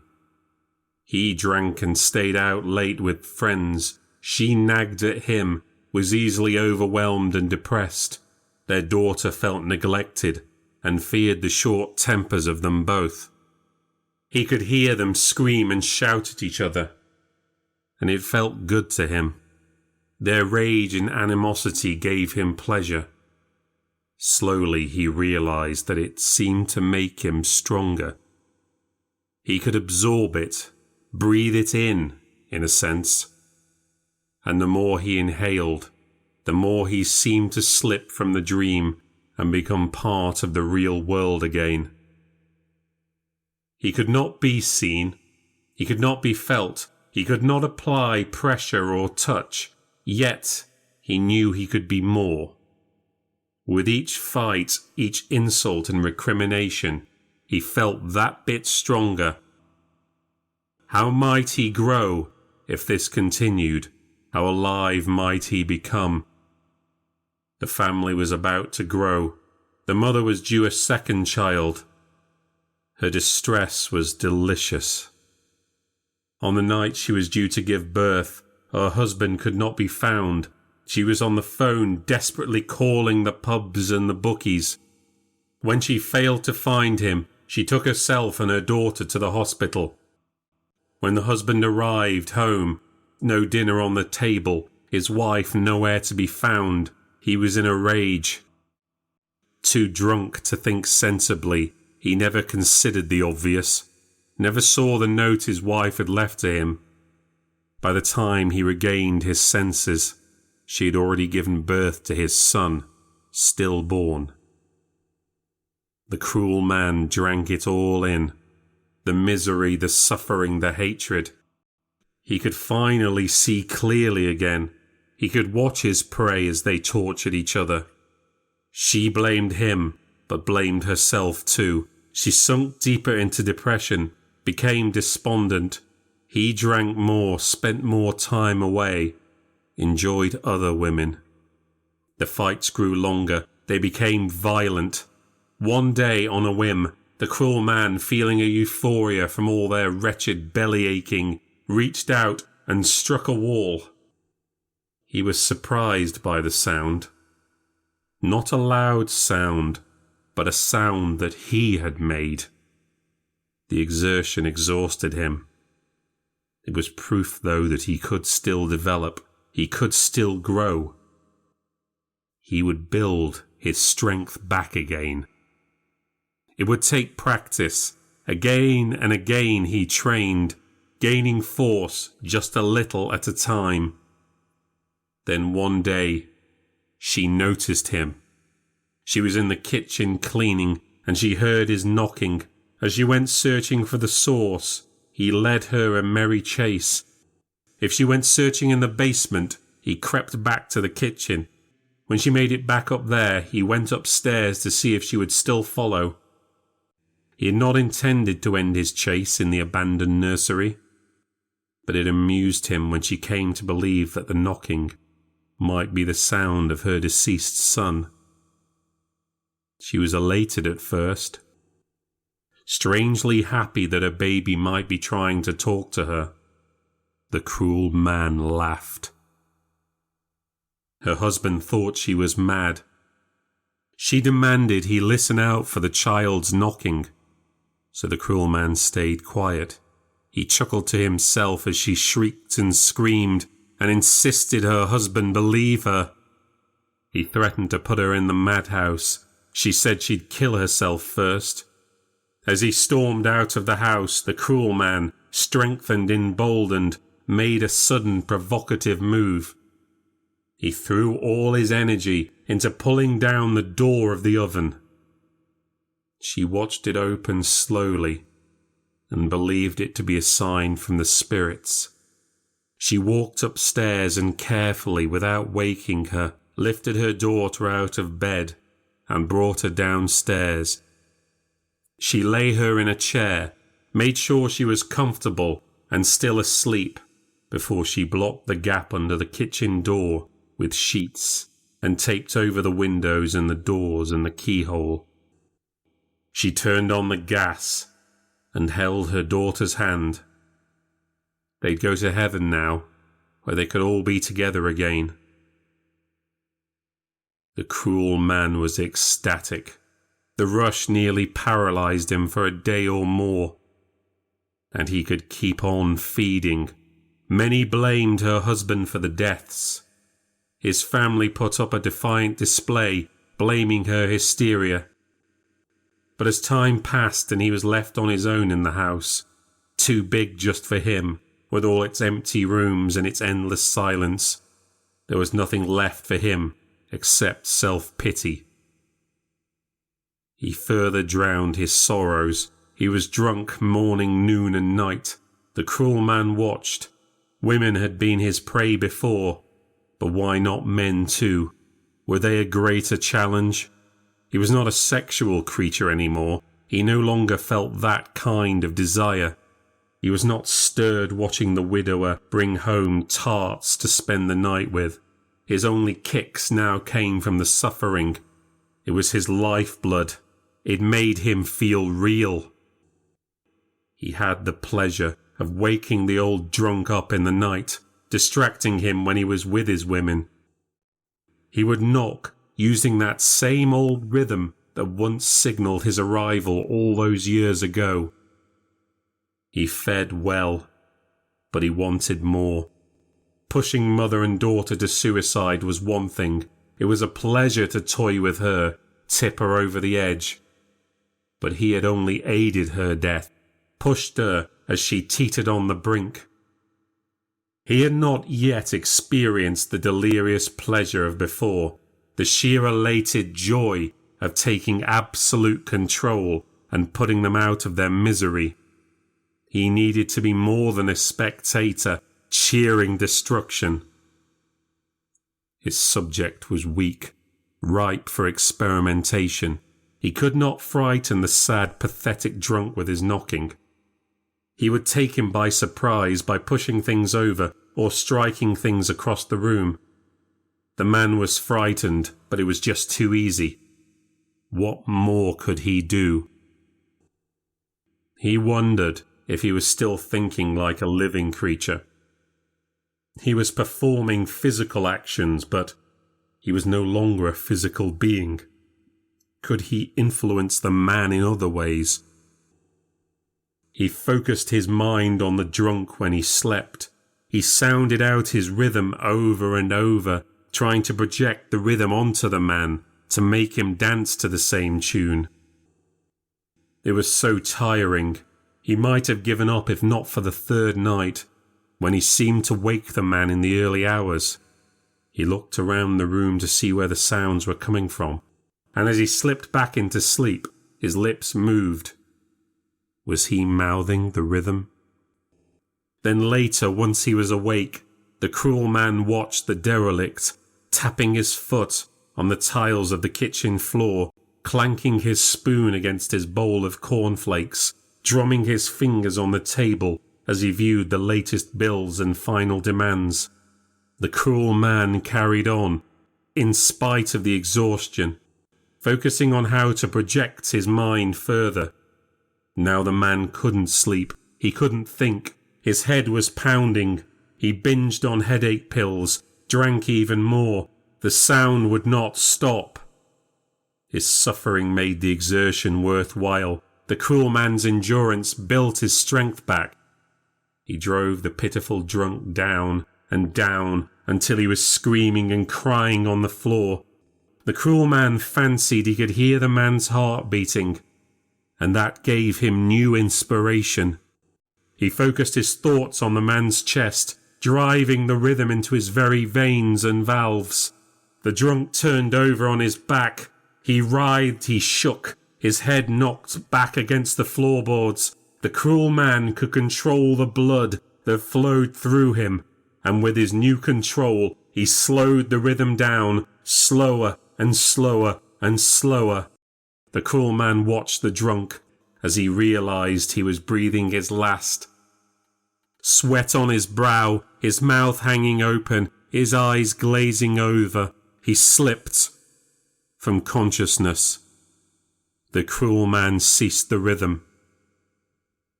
The derelict died, and the cruel man experienced an explosion of sheer, unfettered bliss. He almost felt real again. He could almost feel himself in the throes of orgasm, his nerves burning with excitement, his hair standing on end, like he had a real body again. Once the sensation started to fade, his mind raced with new possibilities. What might he do now? What might he be able to accomplish with his new powers? What potential did he really have? Could he become whole again? Unfortunately for him, he would have to wait. The house fell into disrepair. No one seemed to want this house of death. He lost his form and slipped back into the dream. He would have to wait before a new chance to rise again would arrive. There was a knocking at my door and I'd been enjoying a nap. They kept knocking, so they weren't going away. It wasn't his knock, though. I'm probably not looking terrific when I open the door. I find myself staring at a peevish-looking woman with wacky glasses. I'm not in the mood for customer service. I don't have the head for it right now. This must have been the guest I'd forgotten about. "Do you work here?" she barks. "I keep on hearing a strange knocking in my room." "Oh," I say. "I'm sorry to hear that. I'm trying to meditate, and it's very distracting." "That's a shame." She woke me up for this. "What are you going to do about it?" "I'm not sure. This is an old building. Sometimes the pipes can knock when the heating is—" No, this isn't a normal thing. This is a knocking. Knock, knock, knock. Like I just did on your door." "Oh. I was told I was the only person staying here?" "That's true, I think." I tried to roll my shoulders. I'm feeling very stiff. "Well, then someone else is doing it. There's someone running about the place too. There was a terrible racket this morning, someone charging up and down the stairs." "I'm sorry, I wasn't here this morning. I guess it could be the owner?" "He seems a very odd person indeed." "I don't think Mr. Phillips is likely to be going around knocking on things. He might be strange, but I don't think he'll be hassling a paying guest. We don't get enough of them." "Well, someone's doing it. Please inform your boss that I have a choice of places where I can stay, and I don't need the stress of all this. I was negative about this hotel online before, and I'm sorry to say my opinion this time is likely to be even more severe." "I will tell him." "And see that it stops." She turns to go, but then swings her head back to throw in immediately before heading down the stairs. I feel my headache coming back. Just one guest, and she has to be a difficult one. I go into the kitchen for some medicinal caffeine and sugar. As the kettle boils, I wish for something stronger. I wonder where he is. Normally he has the TV or radio on while he's doing whatever it is he does all day. Jigsaws or reading or crosswords or learning chess again. It was the wrong time of year for him to be out in the greenhouse. I take a look outside anyway, but it's dark, so I can't really tell. I feel like I need to explain myself for arriving all flustered and staying out all night. But why? What am I, a schoolgirl? I don't have to give an account of myself to anyone. I'm perfectly fine with my shame. It's no one else's business. I drank the coffee in 2 gulps. I wish it was summer. I want to go out. I don't feel like being cooped up indoors. Today is supposed to be a study day. If my supervisor hadn't cancelled my 1-to-1, I'd have to go in and update him on my progress and on where I thought my thesis was going. Was the focus going to be on the unknown influence H had on British culture post-World War II through the connections of the gay scene? Or was it going to be a wider piece on the hidden gay network that influenced British culture, simply using H as a jumping-off point? I wonder if Scott is free tonight. No, it was just a one-off. He's a once-only plaything, albeit a very good one. I can do better. At some point. When would I get around to that? When was my next lesson? Tuesday. I had plenty of time to prep that. It was almost the weekend, but I'd work then too, so I couldn't really let my hair down tomorrow either. Not that I'm even the let your hair down kind of person. I'm exactly the opposite of a party girl. Quiet study days are my thing. Why am I even acting like this? Questioning myself. Oh right, because I saw a girl die in front of me who was barely 5 years older than me. That happened. In my head it's still happening. She died in an empty room, alone. I don't really want to be thinking about this. Perhaps he's in the mood for a Scrabble tournament. I like the distraction. Could he have really gone out? That would be an amazing leap for him. But shouldn't one of us be in the hotel at all times? As he's always here, we've never actually discussed it. I knock lightly on his bedroom door. The door was already part open. I look inside and it's empty. Maybe he's in the basement doing laundry. I'm about to go down there when I hear the knocking. A string of little knocks. It wasn't the plumbing. I know what that sounds like. This was different. It had a rhythm to it. Might be coming from upstairs. Maybe our guest was onto something. I walk out into reception, and then I head for the stairs. When I get to the landing, I'm drawn to room 3. He'd taken it upon himself to clean up after Claire Parker's death. And when I look at the door, I see it's not locked. The door isn't firmly in the frame. I put my hand on the handle and let myself in. I catch him sliding off the bed and landing on his feet. "Hi, hello. I was just finishing tidying things up in here. Okay, I answer, carefully not making any expression at all. Just checking to see whether I'd left anything behind. Right, sure. But looks like everything's fine. He spins around on the spot as if to give the room a quick once-over. So, I can lock up. He had none of the normal things that you have when you make a room ready for guests.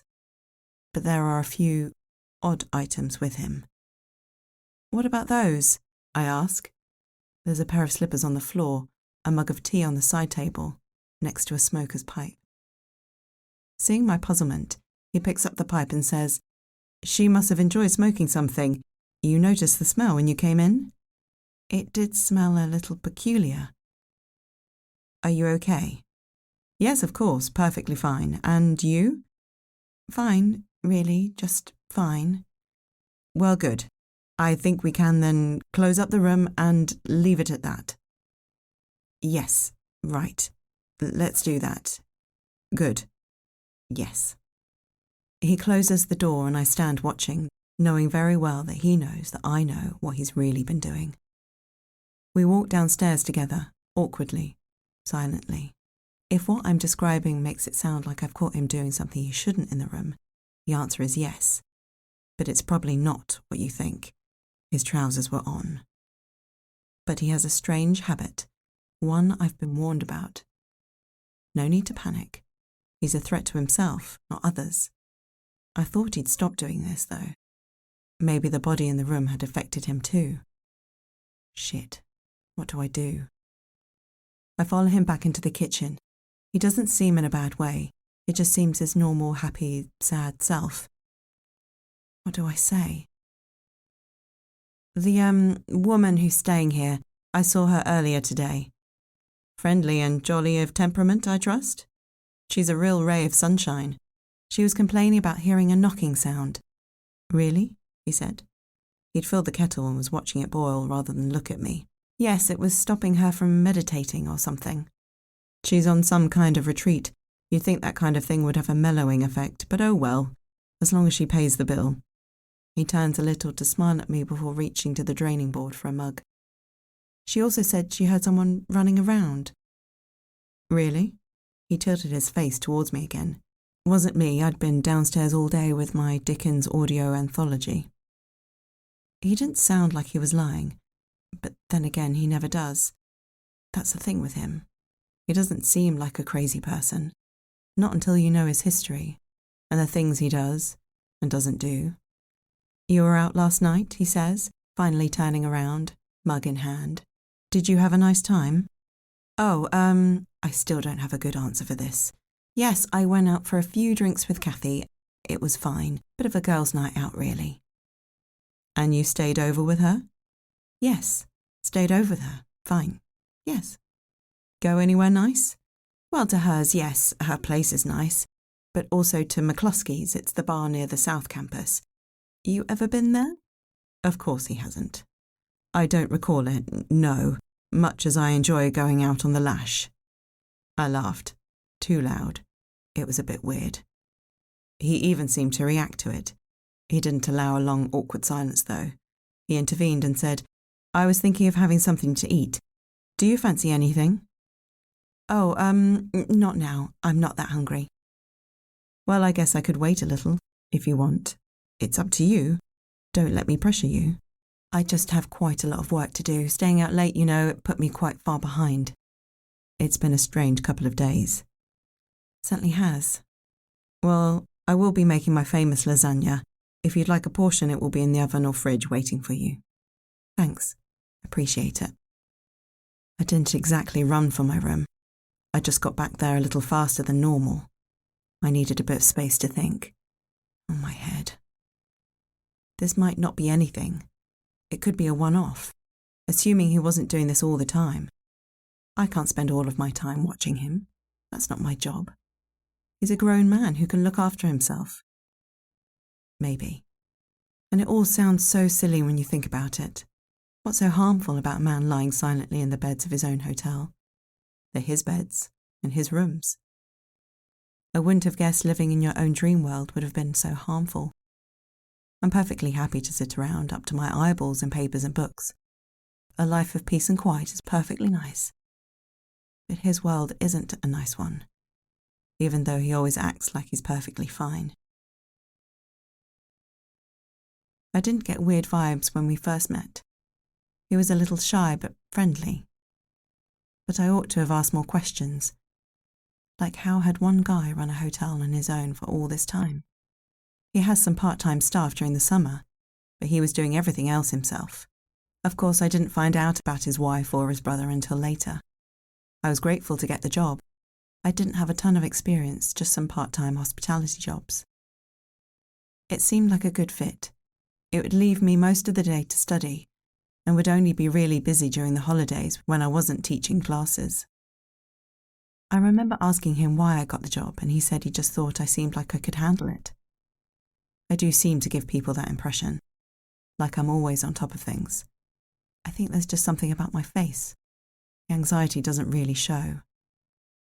I'd been there only a day or two when I finally met his brother Gavin. I'd heard a rather heated discussion coming from the kitchen.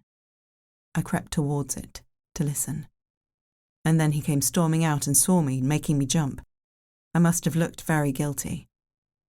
He wasn't angry but apprehensive. He looked at me as I'd just walked off a secure ward. Perhaps he was wondering what kind of person would agree to do a job like this, or what kind of person his brother would even hire. We walked into the dining room and had a quick chat. He seemed relieved after talking to me for a few moments. I'm about as ordinary as they come. He wanted to take my number just in case he needed to contact me in an emergency. Was that the first sign of something odd? I remember thinking, what would he need to contact me for? He called me just a few days later. He'd asked me if I'd come and join him for a coffee in town. It was weird. He said he needed to talk to me about something important, but it wasn't anything I should worry about. Which is a bit like when you say, I don't mean to offend you, because you know you're about to say something offensive. It only made me worry more. I arrived at Costa Coffee a few days later. He was sat in a booth with another man who turned out to be his boyfriend. I've got to admit I was surprised when I saw you on Thursday, he began. My brother didn't even tell me he was looking to hire anyone. He likes to play games. It's a stupid way of showing me he doesn't need my permission to do things. Yeah, it escalated quickly, and for a moment I'd started to feel at ease. You've been helping him to run the place? I asked. Helping him? I've practically been doing it myself for the past year. Gav, his boyfriend put his hand on his knee. Gavin closed his eyes and took a deep breath. My brother, he started again. I don't know how to tell you about all this. I just think you need to know, if you're going to work there and live there the whole time. I didn't like where this was going. You ought to know who my brother is. He's had problems. He's not well. He's not dangerous, said his boyfriend, Sam, noticing my growing unease. He's not violent or anything. He's a nice guy underneath it all, really. Yeah, I'm trying not to panic you or anything. It's been a bumpier ride with us. He's a good guy, essentially. Perhaps you should just come out and tell me, I said, feeling heavy with dread. Look, it's not that you need to be concerned, not really. You just should know that my brother, he's never been the same since his wife died. By then, I'd noticed Mr. Phillips mention someone from time to time. He'd never say a name, but he'd talk like he was married, in a way that you don't talk about yourself in the singular. We thought it looked nice there. We used to cook that all the time. He still talks about her, like she's still around, I said. Yeah, and she's been dead for over 2 years now. She was a breast cancer patient, said Sam. She was really young. It was really tragic. He said that the tumour hadn't been detected early. It had spread far before she started treatment. She went through chemotherapy, Sam continued. The side effects were really bad, worse than they are for most people, and they're always pretty bad. She lost lots of weight. All her hair, of course. She hardly looked like herself anymore, said Gavin. It looked like he might start to tear up. They were trying to shrink the tumour to reduce the amount of surgery she had to go through. They hoped she might not have to have a mastectomy. That's where they have to remove that. I know what a mastectomy is, I said quietly. She went through all of that and it didn't work well enough. The tumour came back and they recommended she have the operation, but that wasn't all the bad news. The chemo also made her infertile. She couldn't have children anymore. Then she killed herself, said Gavin bitterly. They had wanted to have a family. It was one of the things that helped to get them through. Starting a family was what they were going to do when the treatment ended. Did she kill herself in the hotel? Sam nodded. Slit her wrists in the downstairs bathroom, said Gavin. She stuck a note on the door telling him not to go in, as if he could just stay outside. It's hard to describe how I felt right then. Awkward isn't really the word. More like being hit with an articulated lorry load of discomfort. What are you supposed to say when someone lays all this down on you? What have I got myself into? Before the funeral, he attempted to kill himself too, said Gavin. He'd been in a state of shock ever since it happened, walking around in a daze, still talking about her like she was still around. We found him unconscious in the kitchen. He'd taken a whole load of pills, but he'd thrown up a lot of it. They pumped his stomach in the hospital. He was fine, physically, but in his head, he's never been the same since. They told me about his communions, his attempts to talk to the dead. He and his wife had this long-running joke about the ghosts living in the hotel, but he had started to believe it. He wanted to believe he might be able to speak to her. He blames himself, said Sam. He thinks if he'd done more, she wouldn't have given up. But it's worse than that, said Gavin. He thinks he let her down because he failed when he tried to kill himself. He thinks he'd be with her now if he'd managed to do it. He has these nightmares, when he goes back into the bathroom and she's there and when she wants to know why he's not with her now. He's stuck. He wants to talk to ghosts because he wants to hear her forgive him. But he's too scared to leave the hotel and live his own life in case she doesn't. He said he'd always had an active imagination, the kid in class who always preferred to make up stories and adventures on his own rather than play with the other kids. He now lived inside a fantasy made of his own nightmares. Hasn't he had any help? Yeah, but he lies. He acts like it's all a game. He has been getting better, said Sam. He is acting more normal as time has gone on. But he's not there yet. He still won't leave the hotel unless you take him out with you. He'd go out with you to prove he can do it and pretend like he doesn't have a problem. But he won't go out by himself. He still has all her things there, said Gavin. He locked them all up so he wouldn't have to look at them, but he feels too guilty to get rid of them. All her paintings are down there. You'd think he'd want to look after them, do something with them. He only keeps that one in his office. I had noticed that one. Is that the charcoal sketch? It was a small A4-size self-portrait of a woman with wild curly hair. The one where she's not looking directly at you, he said darkly. After a moment or two of silence, Gavin said, I was actually really angry when I found out he'd hired you. I could tell you weren't quite pleased to see me. Yeah, he smiled. It's good he's starting to think about normal things and be more practical. Might be another sign he's starting to come out of it more. But you never know. He play acts the way he thinks you expect him to. Sam said, We know this is a lot to take in. That's an understatement, I say, but we thought we had to tell you. If you have this job, you do need to know that he isn't well. Not completely. I'm glad you told me, I said, not knowing what to think about any of it, beyond just freaking out. You say he's not dangerous. Not to other people, no, said Sam. But he did try to kill himself again, said Gavin. Might have tried to kill himself again, said Sam. A little glance between them showed disagreement. He thinks to be able to talk to the spirits you have to be in an altered state. Sam laughed a little. He tried starving himself, and when that didn't work, he tried gassing himself too. Could have been a cry for help, said Gavin. I don't know. It's his own world. I don't know how to reach him anymore. I should have had lots of questions to ask. What was I even going to say? It was as if I'd had a bookcase full of books dropped on me. It was too much information, and it was more than I could take in, and it hurt really bad. We think you being there will probably be good for him, said Sam. Will it be good for me, though? I said sharply. We understand if you don't want to stay, said Gavin. We'd obviously talk it through with him, and you'll get paid for the work you've done, and there'll be no hard feelings. I'm not really bothered about the money, but thanks all the same. This is all a bit big. Not what I was expecting to be getting into. They said I could just call them and let them know.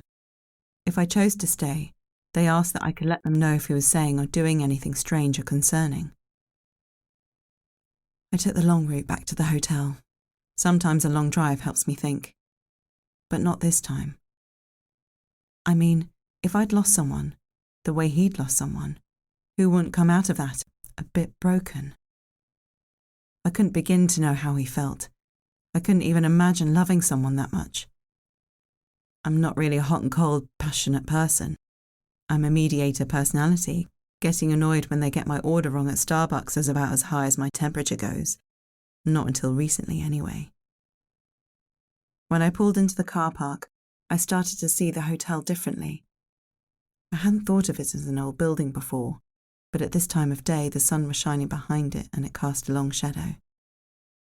It looked a little like it was leering over you, leaning forward, like it might one day just topple over. It wasn't quite the Bates Motel, but it was an odd thing. A tall Edwardian house hidden discreetly in the countryside, and difficult to spot amongst the trees. You might have thought it to be the kind of place where people were sent when they needed a few weeks to dry out and get back on their feet, without anyone likely to spot them. I let myself in and tried to find him. All the stuff I'd heard was frightening, but I felt more sorry for him than scared. But did I really want this hanging over my head? I had to prioritise my studies. The job seemed to fit in with those, but not if I had to play minder to a man in need of some real mental health support. It certainly didn't feel right just taking off, though. Not without seeing him, at least. He wasn't in the shower. I found him outside in the garden. It's a nice space, a decent-sized lawn surrounded by flower beds on two sides, with a greenhouse and growing patch on the other side. There's a little patio where guests can laze when the weather is nice. He was wearing his gardening gear and emptying his wheelbarrow of clippings into the wheelie bin. "How goes it?" he said, cheerily. It shouldn't have surprised me. He's often cheerful. We don't walk around with our misery hung around our necks. You've still got to live every day. "I'm okay, thanks. It's a lovely afternoon, isn't it? I feel like I shall have to work till sundown when I have the chance to." He seemed to have a lot of energy. I was shattered after 2 weeks of early mornings and mass breakfast making. "Done anything nice with your day off?" he asked. "Just coffee with a couple of friends. Nice to catch up." He nodded, smiling. I hadn't actually thought about what I'd say. He picked up the lag in the conversation. "I'd been doing the weeding this morning. No matter how mean the poison, they still come back. Doesn't seem long ago that I reset the paving. Now they're forcing it apart again. I think that's why I could never get into gardening. It's never finished. I like getting to the end of something, knowing that it's done. Well, in a sense, gardening is all about finishing. I finished the lawn yesterday, and the hedges too, and then next week I'll get to finish them again, and the week after that.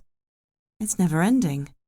"Well, nothing's really never ending," he said, putting a lump in my throat. "And there are rewards in the activity of maintenance. Keeping something looking its best so it can be enjoyed. That can be rewarding." Noticing I was out of words again, he said, "Are you okay?" "Fine. I'm tired, that's all. Can't believe the day is half over already. I'm back to work again tomorrow."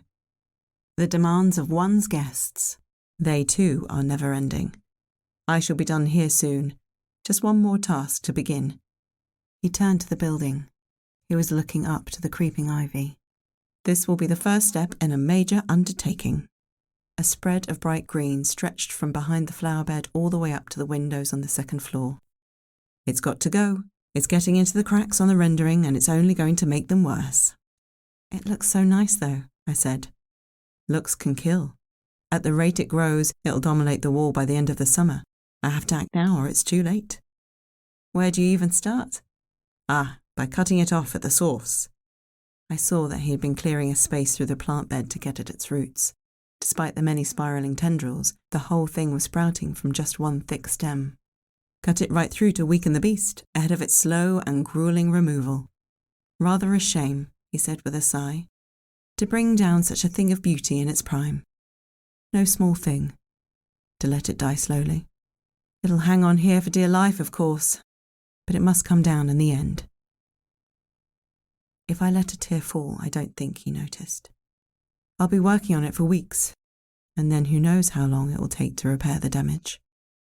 He spoke a little slowly, only noticing the parallel. But then he suddenly switched tone and started cheerfully talking about the guests, gossiping about the ones who were definitely smoking in their rooms, jokes about old biddies who never stopped talking, the couple who were definitely going to end up getting divorced. I smiled and I nodded, and I laughed sometimes, and then I went back inside to have a little cry in my room. I'd been freaked out before. Now it just seemed so awfully sad. I understood, if only a little, about how it must hang over him, always. I imagined Claire Parker lying on the floor in front of me, another living, breathing person, real, beautiful, cut down in their prime. I don't know what her demons were, but such a terrible waste. All those plans, all those things you'd think you're going to get to do with your life, all the things that you have laid out in front of you, and it can all just be taken away, cut away from beneath you. I sit down by my desk. I look at the piles of paper, the stack of books, some read, some gathering dust, the files, the photos, the DVDs and the tapes of H's old performances and interviews, and I just want to knock the piles down, throw the papers in the air and kick the books across the room. Why though? This is what I did. This was what interested me, drove me. I know some people would find it boring, this kind of research. That's fine. I don't need anyone to tell me how I should live my life. This was my choice, even if my mum did come up with the idea of my thesis first. If I'm boring, who cares? It works for me. I've made peace with it. But right now, it all seems so worthless. I don't know much about Claire Parker, but Lissa Phillips was an artist. I don't know how good of an artist. Judging by the sketch, she was more than competent. I've always been fascinated by creative people, perhaps because I'm not very creative myself. Is that what my life is? An attempt to live through other people's lives vicariously, because I lack a spark of my own? I flop back on the bed. Maybe there was a reason the research wasn't coming together. Maybe some part of me knows this isn't the right path for me. I may be independent, this is my project, but could it be that I was leading someone else's life? Doesn't sound like the sort of mistake Josephine Worsley would make. And it's not like I don't find the material interesting. This is a project that's worth doing. It's all very worthy. It should make for a good thesis, eventually. A ping from my phone interrupts my round in circles thinking. Good. I could do with a distraction. It's rather unusual to get a signal indoors. It was a text from Kathy. It just says, "Have you seen this?" followed by a link. I click on it, and it opens up on Facebook. It takes me to what looks like a student's group page, some club or other. I don't really pay attention to the group, just the picture. It was a picture of me, lying in bed. I was covered up at least. The duvet clutched up to my neck. Scott had written a caption above it. "Doesn't look so bad under her cardigan," followed by a wink emoji. As I feel the ground fall out from under me, I hear that knocking sound in the walls again. Are you really a ghost? Well, I haunt one place, I never leave. Well, almost never. And I'm very quiet. I barely make a sound. Do you walk through walls and say, "Boo"? Not exactly. Not a real ghost. I sigh. No, I suppose not. That's my problem, stuck between places. Alive yet dead, dead not alive. It's terribly confusing. Don't know whether I'm coming or going. An outcast from all worlds. She takes a roll of the dice. The pipe and slippers hadn't quite created the safe, kindly image of fatherhood I'd wanted, but she'd been curious about me anyway. And that curiosity had eventually brought her out of hiding, I'd spotted her staring at me from behind the bathroom door while I was performing communion. What followed was a sort of peekaboo game. Whenever I looked at her, she would dart from behind the door, only then to return a few moments later when she thought I wasn't looking. By the time Joey had interrupted us, I'd managed to hold her gaze for a few moments. She was becoming less afraid, but was still unable to make the leap of actually speaking to me. After leaving the telly on in my bedroom for some time, making sure Joey was in her room, I crept back upstairs. I'd taken some old travel board games up there with me. I'd deduced that the best way to attract her attention was to apply no pressure at all. I sat playing drafts and snakes and ladders, and hoped she might be coaxed out if I let her curiosity do all the work. Let her come over in her own time as she became more confident. Now we were playing together. I was the blue token and she was the red. I was doing my best to lose, but am I on a snake again? I'm afraid so. She huffs and moves herself down 2 rows. Have you been here long? I ask. She looks grumpily at the board. Your turn, she huffs. I shook up the dice in the cup. When I saw you today, was that the first time you'd gone downstairs? Not the first time. You got 4. She picks up my token. 1, 2, 3, 4. Not on a ladder. My turn. We can play Ludo next if you like. What's Ludo? Haven't you played Ludo? Don't play games much, she says, hugging her knees. When did you get here? Sometime soon? Where were you before? At home. Where is home? The house, Mummy and Daddy's house. Where is Mummy and Daddy's house? I got 6, it's your turn, she snaps. I throw the dice again. My lucky streak continues. I hit another ladder, and there's some more loud harumphing. I have to wait till I hit a snake and she's gleeful before I press her with more questions. I can't push her, but my heart beats fast. I was really doing it. Talking to a ghost. There was so much I wanted to know, that I needed to know. So how did you come to be here? She ignores me and throws the dice. Did you come with the lady? What lady? Her name was Claire. She had straight brown hair. Came because of the bad man, she says softly. Who's the bad man? She moves her piece and passes me the dice. Is that why you hide? I ask. Everyone hides from the bad man. How many people? Lots. Are Mummy and Daddy here? She nods her head. How about other grown-ups? Are there many of them? She takes a moment to think. 4 more grown-ups. So there are 7 of you, not counting me and Joey, though. It's your turn! Okay. I roll the dice, getting a 6 and just missing a snake. Can't wait any longer. Have you met anyone new since you got here? Snake again! I don't like this game. She kicks the board and flops over onto her back. Have you met anyone else since you got here? I met you, she says, and I try to remain patient. Can't bear this weight. Have you seen a bald lady? Would her ghost be bald? The bad Lissa in my dreams was bald. Could spectral vanity grow hair back after death?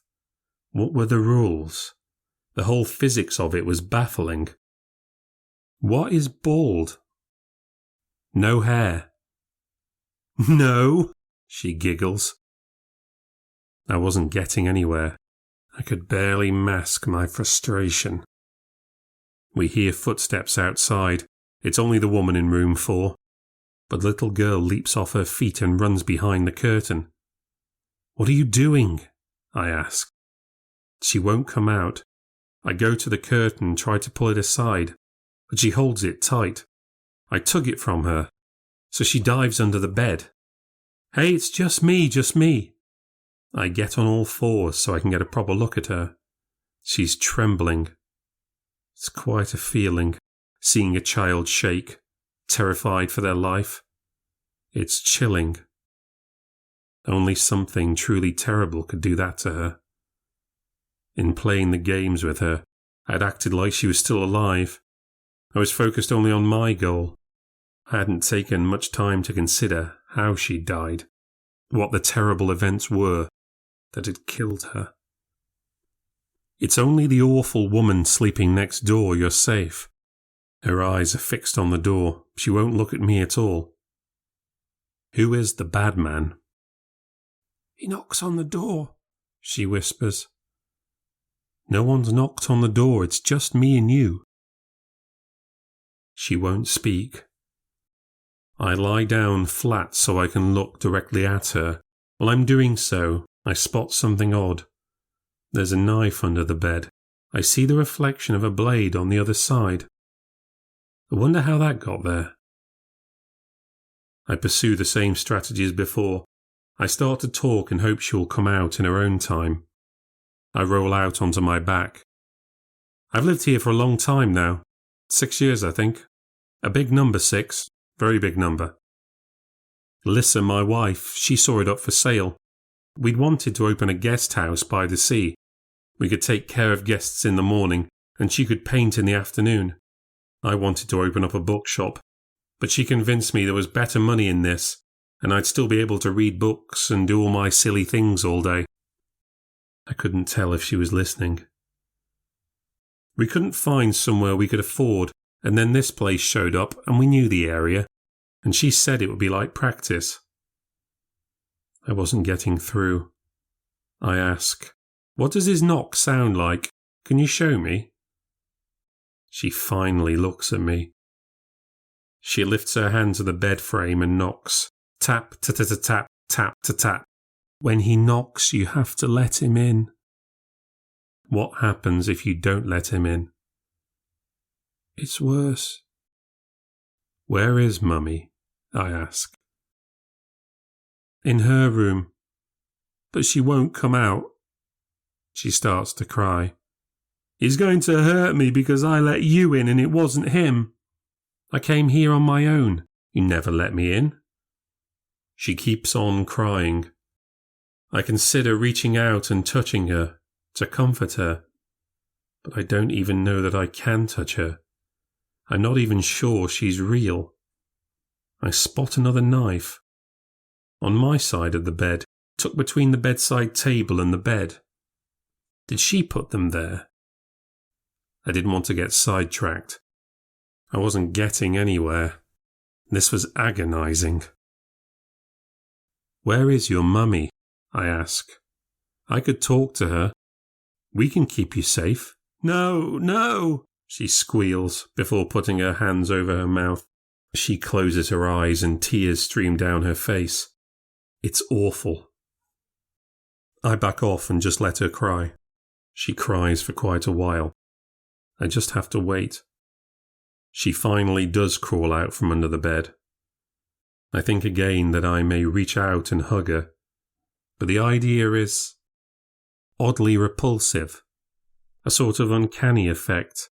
She seems real, almost normal, yet if I touch her, touch something that's dead and not alive, somehow that's like crossing a line.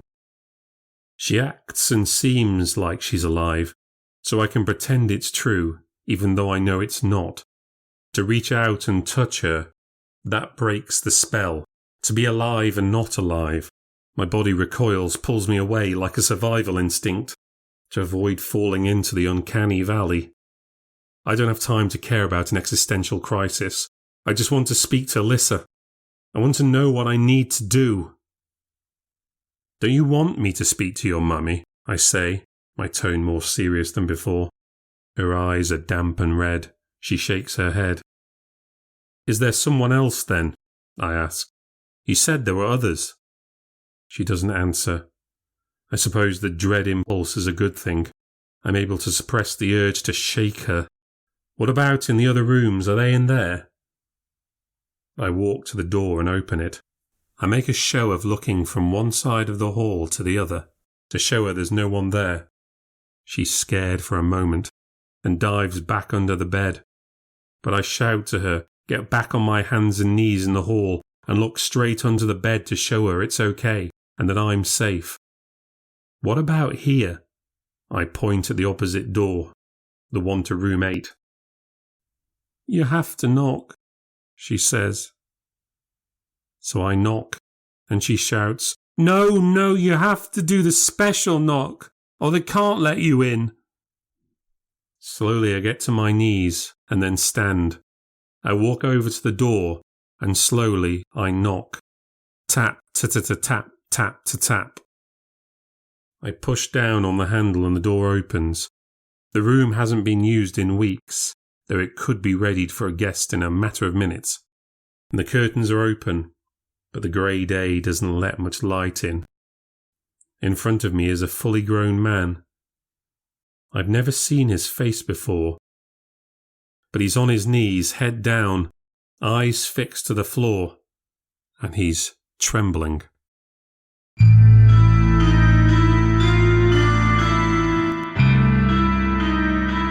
Thank you for listening to the New Ghost Stories podcast.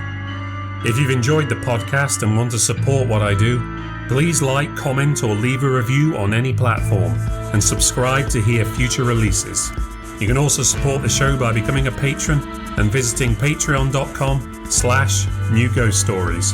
This podcast is written, presented, and produced by David Paul Nixon and features a guest appearance by Karina Collier-Marsh as Joey. If you'd like to read more from me, visit my Substack, newghoststories.substack.com, and you can also find me on Instagram, Threads, Mastodon, Facebook, and the website formerly known as Twitter, @NewGhostStories. Next time on the New Ghost Stories podcast, can an evil that won't stay dead be defeated by a man who thinks he's dead already?